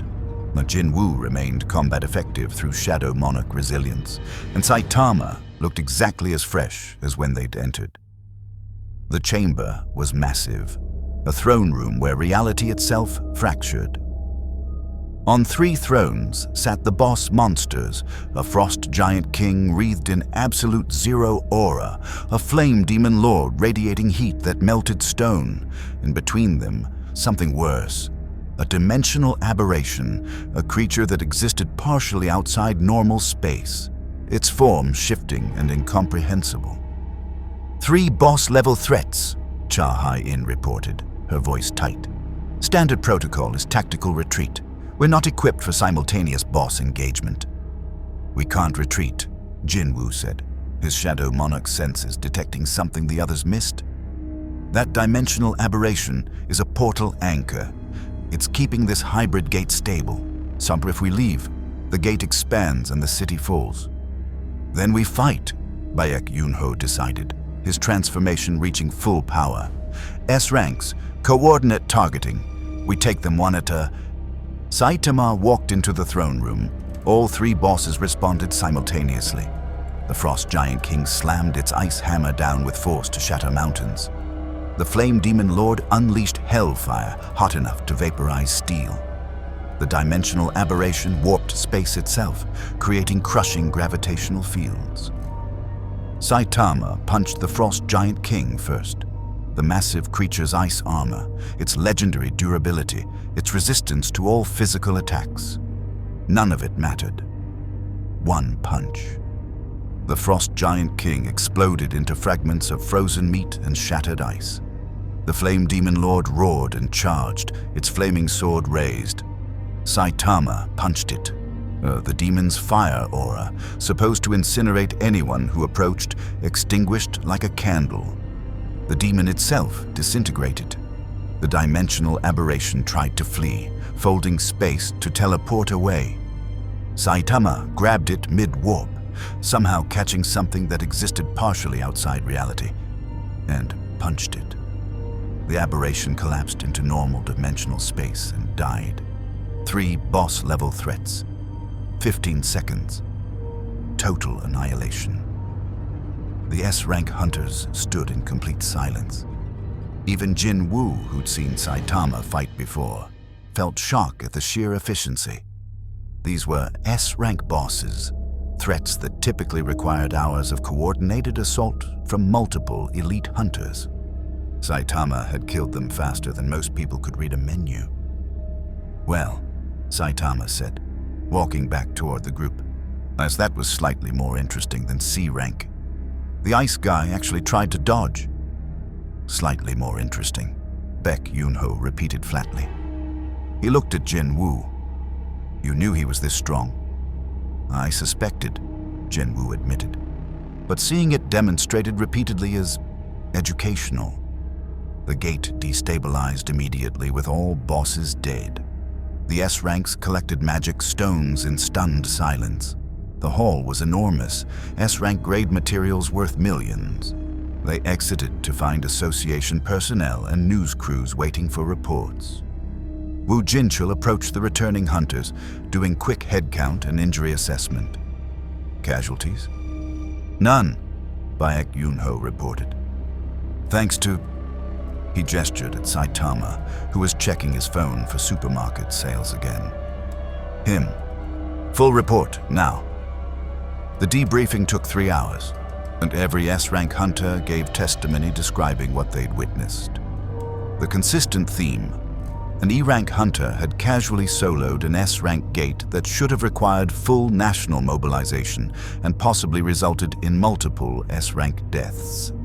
Chairman Go Gunny reviewed the reports in his office, Woo Jinchul standing nearby with tablet full of compiled data. The other S-ranks are talking, Woo Jinchul said quietly. Questions about classification accuracy. Concerns about association competence. If we can't properly measure an E-rank who fights like this, what else are we missing? Valid concerns, Chairman Go admitted.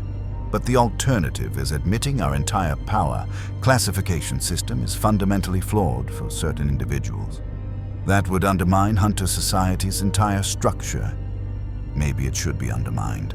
And if the structure can't account for people like Saitama, or Jin-Woo for that matter, then the structure is inadequate.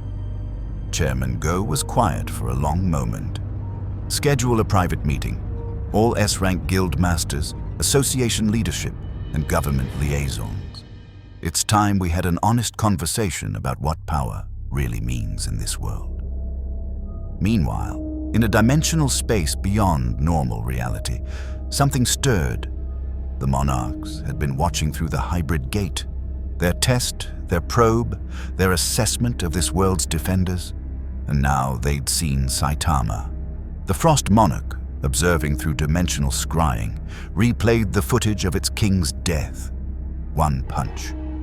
Absolute annihilation. What is that creature? The Frost Monarch demanded, its voice carrying across dimensional barriers to the other monarchs. Not human. The Beast Monarch replied, humans cannot possess such physical power without mana. It's impossible. Impossible or not, it exists.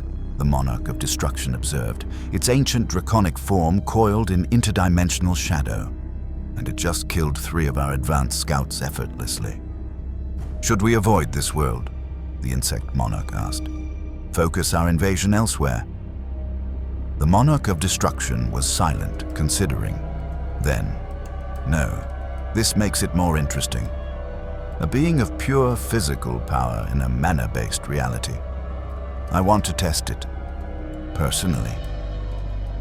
The other monarchs felt something they rarely experienced: concern. The Monarch of Destruction was the strongest among them, the greatest warrior in dimensional history. If it took personal interest in this bald human, the coming war would be far more complicated than planned. And far more deadly. The emergency summit convened in Association headquarters' most secure conference room, shielded from surveillance, warded against scrying, restricted to only the highest clearance personnel. Every S-rank guild master attended. Government ministers representing defense, interior, and intelligence. Chairman Go Gunny at the head, and, conspicuously, 2 empty seats. We're waiting on 2 more, Chairman Go announced as participants settled in, the individuals central to today's discussion. A shadow portal opened. Sung Jin-Woo stepped through, followed by Saitama, who looked confused about why he'd been summoned to what he'd been told was just a brief meeting. Jin-Woo, Saitama, please sit. Chairman Go gestured to the empty chairs. As they sat, he addressed the room. Thank you all for coming on short notice. And today we discuss a crisis that threatens the foundation of Hunter society. Our classification system is broken. Murmurs rippled through the assembled leaders. Choi Jong-in leaned forward. Strong words, Chairman. Explanation. Chairman Go activated the central display. Footage played. Saitama's gate clears. Combat performance. The S-rank gate massacre. Saitama is officially classified E-rank. 0 mana signature. According to our measurement equipment, he should be unable to survive D-rank gates. Yet he soloed an S-rank gate that should have required full national mobilization. Then reclassify him, the defense minister said. Bump him to S-rank. Problem solved. Based on what? Wu Jinchul countered. Our classification system measures mana output and skill manifestation. Saitama has neither. He's not an awakened hunter in any traditional sense. He doesn't follow the rules that define hunter society. Baek Yoon-ho spoke up. I fought beside him. Watched him destroy boss monsters I'd struggle against. Whatever he is, it's not E-rank. But Wu's right. He's not S-rank either. He's something else entirely. The issue, Chairman Go continued, is that Saitama isn't alone. Sung Jin-Woo rose from E-rank to S-rank through methods we still don't fully understand. His shadow army, his growth pattern, his power source, all operate outside normal awakening parameters. If our system fails to measure 2 of the strongest hunters in Korea, how many others are we misclassifying? Jin-Woo remained silent, letting Chairman Go make his point. He'd known this conversation was coming since the day he first saw Saitama, and 2 anomalies in one country made the system's flaws impossible to ignore. What do you propose? Asked the Interior Minister. A new classification tier, Chairman Go said, beyond S-rank, a designation for hunters whose power exceeds traditional measurement. We call them special grade, or transcendent, or whatever term focuses groups can agree on. The point is acknowledging that some hunters operate on fundamentally different principles than our current system accounts for. That's insane, the Reapers Guild representative protested. You'd create a new class of hunter based on 2 individuals. That sets dangerous precedent. The precedent already exists, Cha Hai-in said quietly. Jin-Woo and Saitama have proven it. Pretending otherwise doesn't change reality. Debate exploded. Guild leaders arguing about power structures.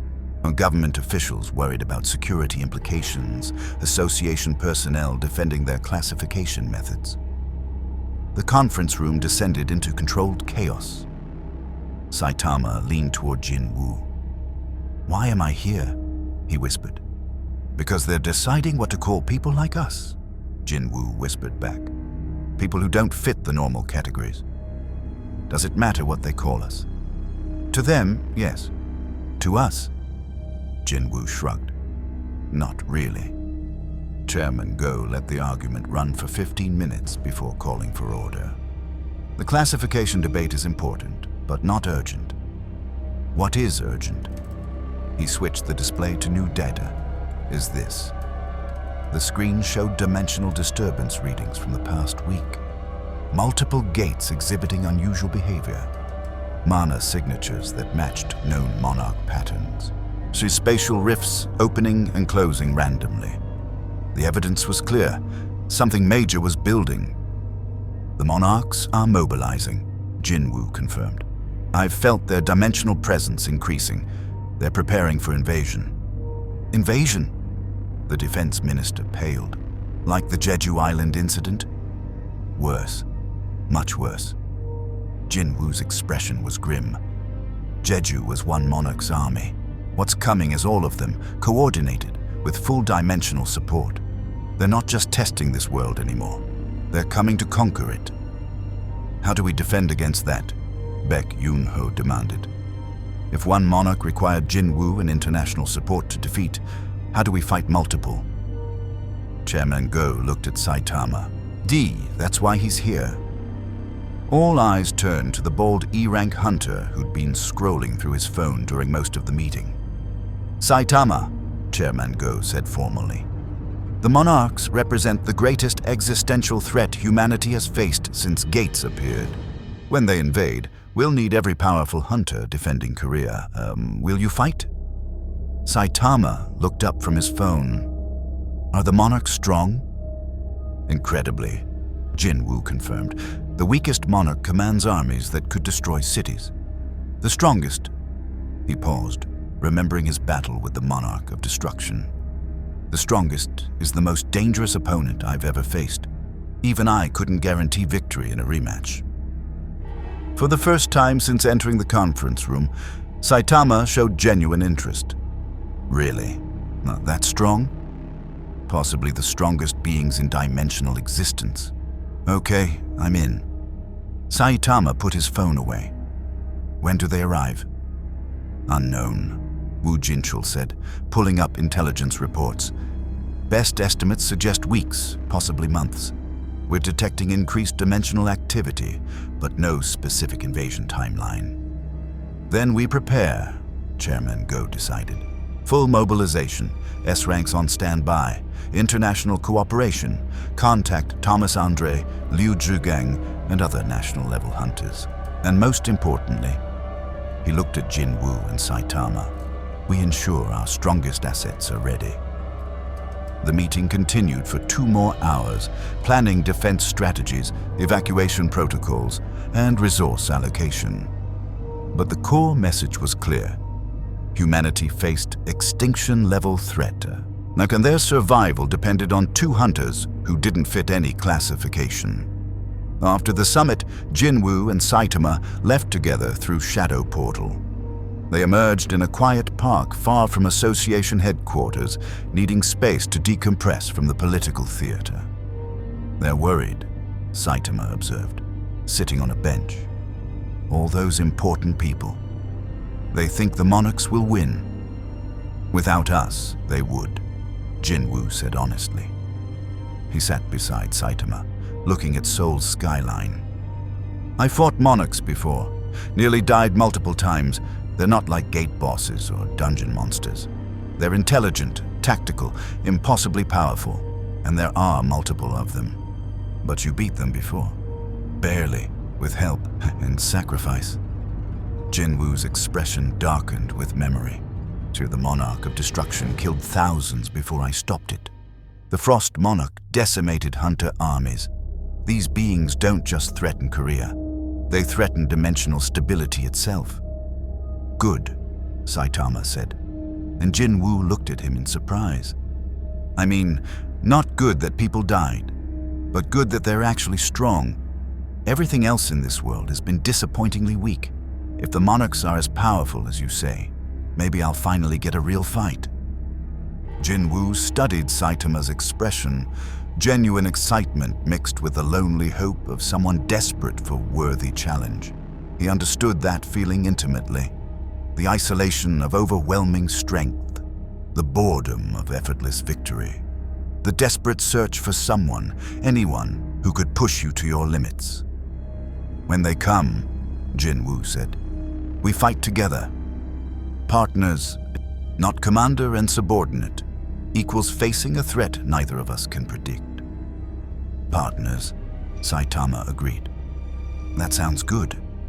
It's been a while since I fought alongside someone instead of alone. They sat in comfortable silence, 2 impossibly powerful beings enjoying a moment of peace before the coming war. Around them, Seoul's normal life continued. Civilians shopping, students studying, office workers commuting. Ordinary people living ordinary lives, unaware that their survival might soon depend on a Shadow Monarch and a bold hero in a yellow jumpsuit. In the dimensional void between realities, the Monarchs completed their war council. The Monarch of Destruction issued final commands, its ancient draconic voice carrying absolute authority. We invade in 1 month. Full dimensional assault. No mercy. Humanity will fall. And this world will become our staging ground for total dimensional conquest. And the bald one? The Frost Monarch asked. The creature that killed my king?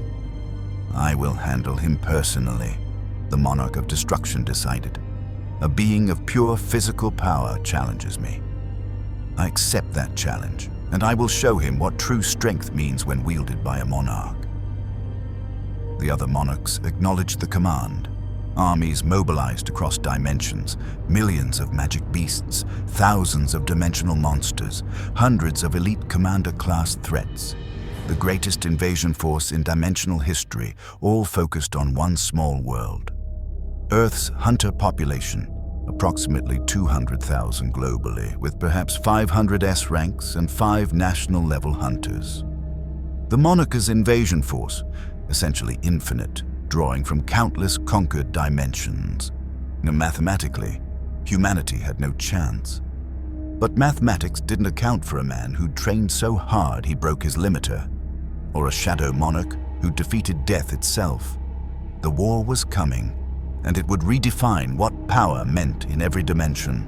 4 weeks later, the dimensional barriers shattered. Gates erupted simultaneously across every major city on Earth. Not the controlled portals humanity had learned to manage, but massive rifts that tore reality itself. From Seoul to Tokyo, New York to London, Sao Paulo to Mumbai. The monarch's invasion began with apocalyptic coordination. Saitama was buying groceries when Seoul's sky turned black. He looked up from comparing vegetable prices to see the heavens split open, revealing an impossible vista of dimensional void and ancient horror. From those rifts poured armies, frost giants, flame demons, dimensional aberrations, insect swarms, beast hordes, thousands, tens of thousands. Monsters that would each qualify as A or S-rank bosses, now flooding the streets like common infantry. His phone buzzed. Jin-Woo's message. "It's starting. Now meet me at Association HQ." Saitama left his shopping cart. The store was evacuating anyway, and started jogging toward headquarters. Around him, hunters mobilized with desperate efficiency. Association emergency protocols activated. Military forces deployed. Civilians fled toward designated shelters, and still the monsters kept coming. He arrived at Association headquarters through streets already filling with combat. Jin-Woo stood on the building's roof, his shadow army fully manifested, thousands of shadow soldiers forming defensive perimeter. Beru, Igris, Iron, Tusk, and countless others, all ready for war. "Took you long enough," Jin-Woo said without looking away from the invading force. His eyes glowed violet with full Shadow Monarch power. "I was shopping." Saitama joined him at the roof's edge, surveying the chaos. "This is the Monarch invasion. This is the opening move. The real threats haven't arrived yet." As if summoning them, Jin-Woo's words manifested truth. The dimensional rifts pulsed, and something far larger emerged. The Frost Monarch descended from the northern rift, a being of living ice and absolute zero, massive as a skyscraper, wreathed in winter storms that flash froze entire city blocks. Its voice boomed across Seoul like avalanche-given speech. "Humans, your resistance ends today. Kneel before the monarchs or perish." From the eastern rift came the Beast Monarch, a shape-shifting horror that wore 1,000 animal forms simultaneously, commanding beast hordes that blackened the ground like living tide. The western rift birthed the Insect Monarch. The intelligence behind Jeju Island's ant crisis now arrived in person, as its chitinous form surrounded by planet-killing swarms. And from the southern rift, through dimensions themselves warping in terror, came the Monarch of Destruction. Dragon-formed, vast beyond comprehension, its presence alone cracking buildings and distorting gravity. This was the being Jin-Woo had barely defeated once before, the strongest monarch, the apex predator of dimensional warfare. Shadow Monarch. The Monarch of Destruction's voice shook reality itself. "We meet again, and this time I have brought witnesses to your death." Jin-Woo's expression remained calm despite facing 4 monarchs simultaneously. "I have allies now, better allies than last time." allies. The Monarch of Destruction's massive eyes scanned the battlefield, dismissing the human defenders, until they found Saitama, H the bald anomaly, the one who killed our scouts. "Oh," Saitama said, "you're the really strong one Jin-Woo mentioned. I'm Strength Incarnate, the greatest warrior across all dimensions. And you..." The Monarch leaned closer, its dragon face filling half the sky. "Are the creature who thinks exercise made him powerful. Amusing." "It did, though," Saitama said seriously. 100 push-ups, 100 sit-ups, 100 squats, 10-kilometer run every day for 3 years. The monarchs paused. Then, simultaneously, they began to laugh, a sound that shattered windows across 3 city blocks.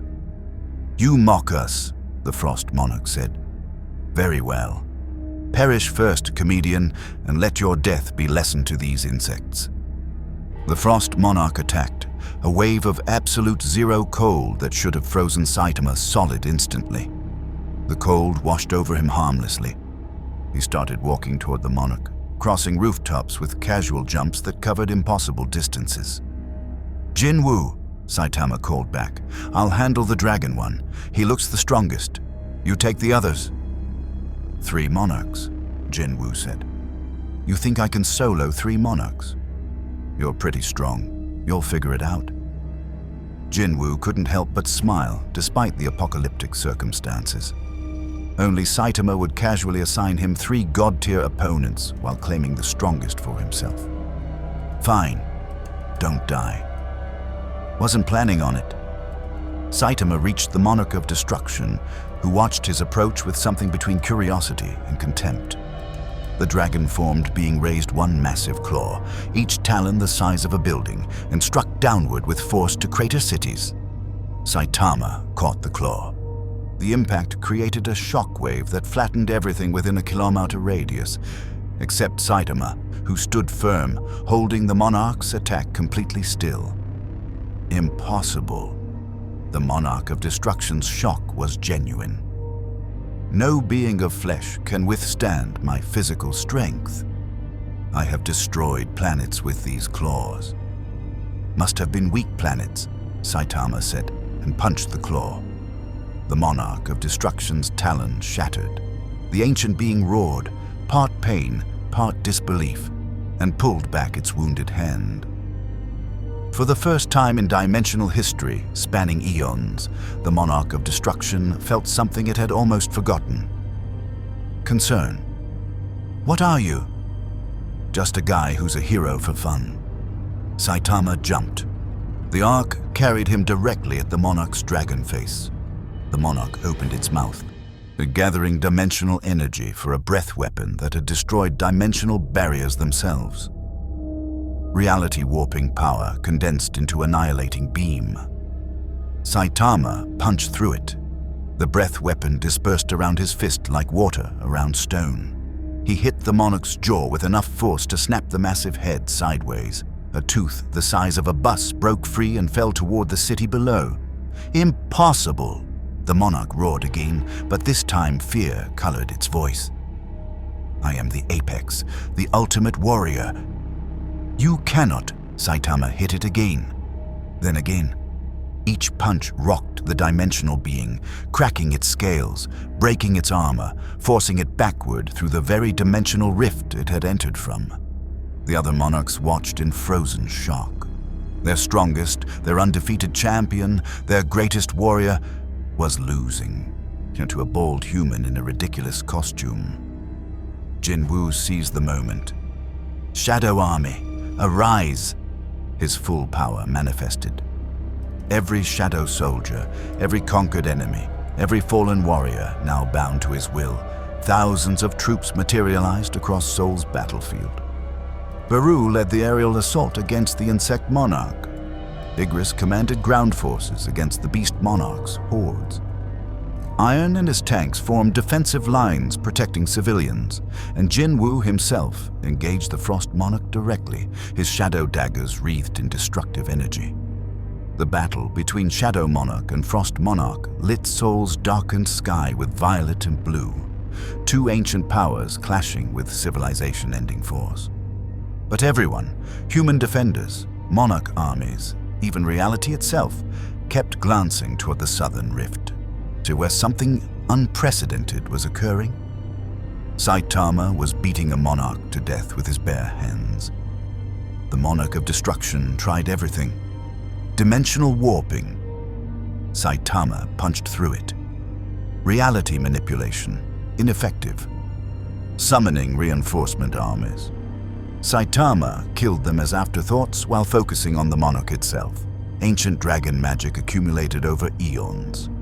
Saitama tanked it and hit harder. "You're pretty tough," Saitama admitted, dodging a tail swipe that carved a canyon through the dimensional void. "Better than the gate bosses. But still." He appeared in front of the monarch's face through sheer speed, his fist drawn back. Kind of disappointing. "Wait." Serious punch. Saitama struck with actual intent, not holding back, not pulling the blow. Serious. The monarch of destruction, the apex predator of dimensional warfare, the being that had conquered countless realities and destroyed uncountable civilizations, exploded. Its body simply couldn't withstand the physical force. Scales shattered, flesh vaporized, even its dimensional essence dispersed like morning fog under sunlight. The greatest warrior across all dimensions died instantly.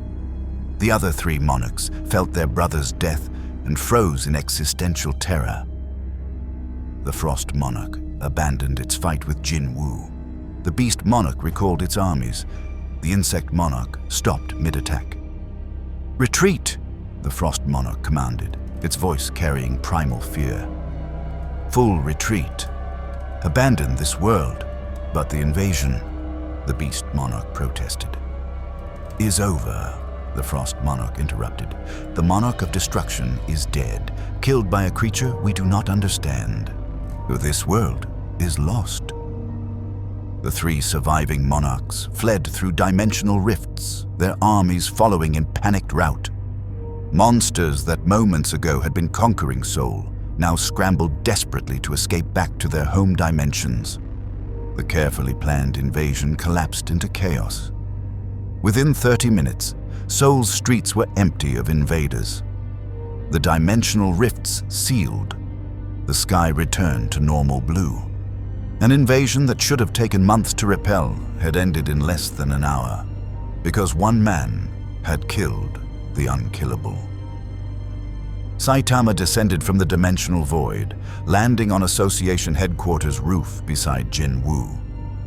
The Shadow Monarch stared at him, his shadow army still manifested, still ready for war that had suddenly ended. "That was better," Saitama said, dusting off his gloves. "The Dragon One actually made me try a little. Not much, but more than anything else in this world." "You killed the Monarch of Destruction," Jin-Woo said quietly. "I fought that being for hours and barely survived. You killed it in minutes." "Yeah, but you were handling those other three pretty well. We make a good team." Around them, Seoul began to recover. Hunters emerged from battle positions, stunned by the sudden victory. Association personnel started damage assessment. Civilians cautiously left shelters, uncertain what had happened, but alive. Chairman Go Gun-hee arrived via helicopter, landing on the roof with Woo Jin-chul and a full command team. They found Jin-Woo and Saitama sitting casually, discussing the fight like reviewing a training exercise. "Report," Chairman Go demanded, though he'd watched much of it through surveillance feeds. "The monarchs." "3 retreated," Jin-Woo confirmed. "1 dead. The invasion force is scattered across dimensions. They won't return anytime soon." "How long do we have before they try again?" Jin-Woo considered. "Years, maybe decades. The monarchs lost their strongest warrior and their confidence. They'll need time to recover, reorganize, and most importantly," he glanced at Saitama, "figure out what he is." Chairman Go looked at the bald E-rank hunter who'd just saved the world from dimensional conquest. Saitama, on behalf of the Korean Hunter Association and humanity itself, thank you. No problem, Saitama said. It was a good fight, kind of short, but better than usual. We need to discuss your classification, Woo Jin-Chul said. Our E-rank is clearly don't care, Saitama interrupted. Call me whatever you want, just make sure I get access to strong opponents when they show up. If anything stronger than the Monarch of Destruction exists, Jin-Woo said, I don't want to meet it. I do, Saitama said wistfully. Maybe in another universe somewhere. The summit that evening was brief, with Seoul secured and global monarch invasions repelled, mostly by Jin-Woo's shadow army deployed across multiple cities. The assembled leaders faced an unavoidable truth. Their world had been saved by someone their classification system couldn't measure. New designation approved, Chairman Go announced. Beyond S-rank, we establish SSS-rank, reserved for hunters who operate outside conventional power parameters. The current classification, Sung Jin-Woo and Saitama. Only 2 SSS ranks globally. Thomas Andre's voice crackled through the international conference line. That's accurate, Chairman Go interrupted. Anyone else strong enough for this designation would already be well known. Jin-Woo and Saitama represent the absolute peak of hunter capability, possibly the peak of human capability itself. The designation passed unanimously. Hunter society's hierarchy had been shattered and rebuilt in a single day. 1 month later, life in Seoul had returned to something approaching normal. Gates still appeared, hunters still raided them, but the existential dread had lessened. The monarchs were gone. The world was safe. Saitama returned to his apartment after a routine B-rank gate clear, checking his mailbox. Bills, advertisements, and 1 official letter from the association. His updated hunter license. He opened it to find a new card, SSS-rank classification, unlimited gate access, special association contractor status, and a note from Chairman Go. Thank you for protecting our world. We still don't understand how you're so strong, but we're grateful you are. The next time something threatens humanity, we know who to call. Saitama pinned the license to his refrigerator next to a grocery list and coupon for discounted eggs. His phone buzzed. Jin-Woo. Training tomorrow. I want to see if I can last longer than 5 minutes against your serious mode. Saitama smiled and texted back, Okay, but don't die. Wasn't planning on it. In his apartment, surrounded by normal everyday life, he's the man who'd saved the world from dimensional conquest, made instant noodles and watched television. An SSS rank hunter, the strongest being in hunter society, a man who'd achieved impossible power through nothing but determination and exercise. And still, in the quiet moments, Saitama wondered if he'd ever find an opponent who could make him struggle. A fight that would last more than a few punches. A challenge worthy of the strength he'd worked so hard to obtain. Maybe someday, in some other universe, against some other impossible threat. But for now, he had rent to pay, groceries to buy, and a world that was, for the moment, safe. That was enough. The solo-leveling universe had faced its greatest test and survived, but not through the power of its established hierarchy. Saitama, a man who existed outside every rule that defined hunter society, had proven that strength came in forms their classification system couldn't measure. His presence forced humanity to acknowledge that mana wasn't the only path to power, that rankings meant nothing against absolute physical capability, and that sometimes the strongest warriors were the ones nobody understood. Sung Jin-Woo, the Shadow Monarch, had found something he'd been searching for since his awakening, an equal. Someone who understood the loneliness of overwhelming strength. Someone who wouldn't break in combat, wouldn't die from a casual mistake, wouldn't need protection or careful handling. In Saitama, Jin-Woo discovered not just an ally, but a reminder that power's burden was lighter when shared.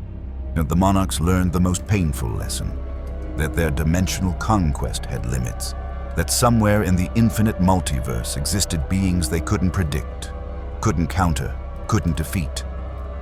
The monarch of destruction, undefeated for eons, had fallen to a single serious punch. The survivors would carry that knowledge back to their dimensions, a warning whispered across realities. Some worlds were better left alone.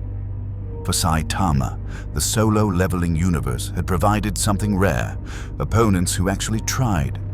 The S-rank gates had been interesting, the monarchs had been genuinely strong. For a brief, glorious moment, he'd fought battles that lasted more than seconds. It wasn't perfect, he'd still one-punched the final boss. But it was better than home. And in the quiet aftermath, as Seoul rebuilt and Hunter society adapted to its new reality, two impossibly powerful beings trained together in abandoned industrial districts, pushing each other toward limits neither might ever reach.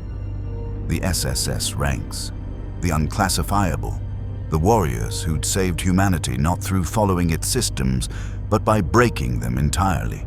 The gates would keep appearing. New threats would emerge. Dungeons would continue spawning monsters that tested humanity's defenders. But now, watching over that desperate struggle, stood a bold hero in a yellow jumpsuit and a Shadow Monarch surrounded by an army of death. And the multiverse itself took notice. Thank you for watching. Please like and subscribe.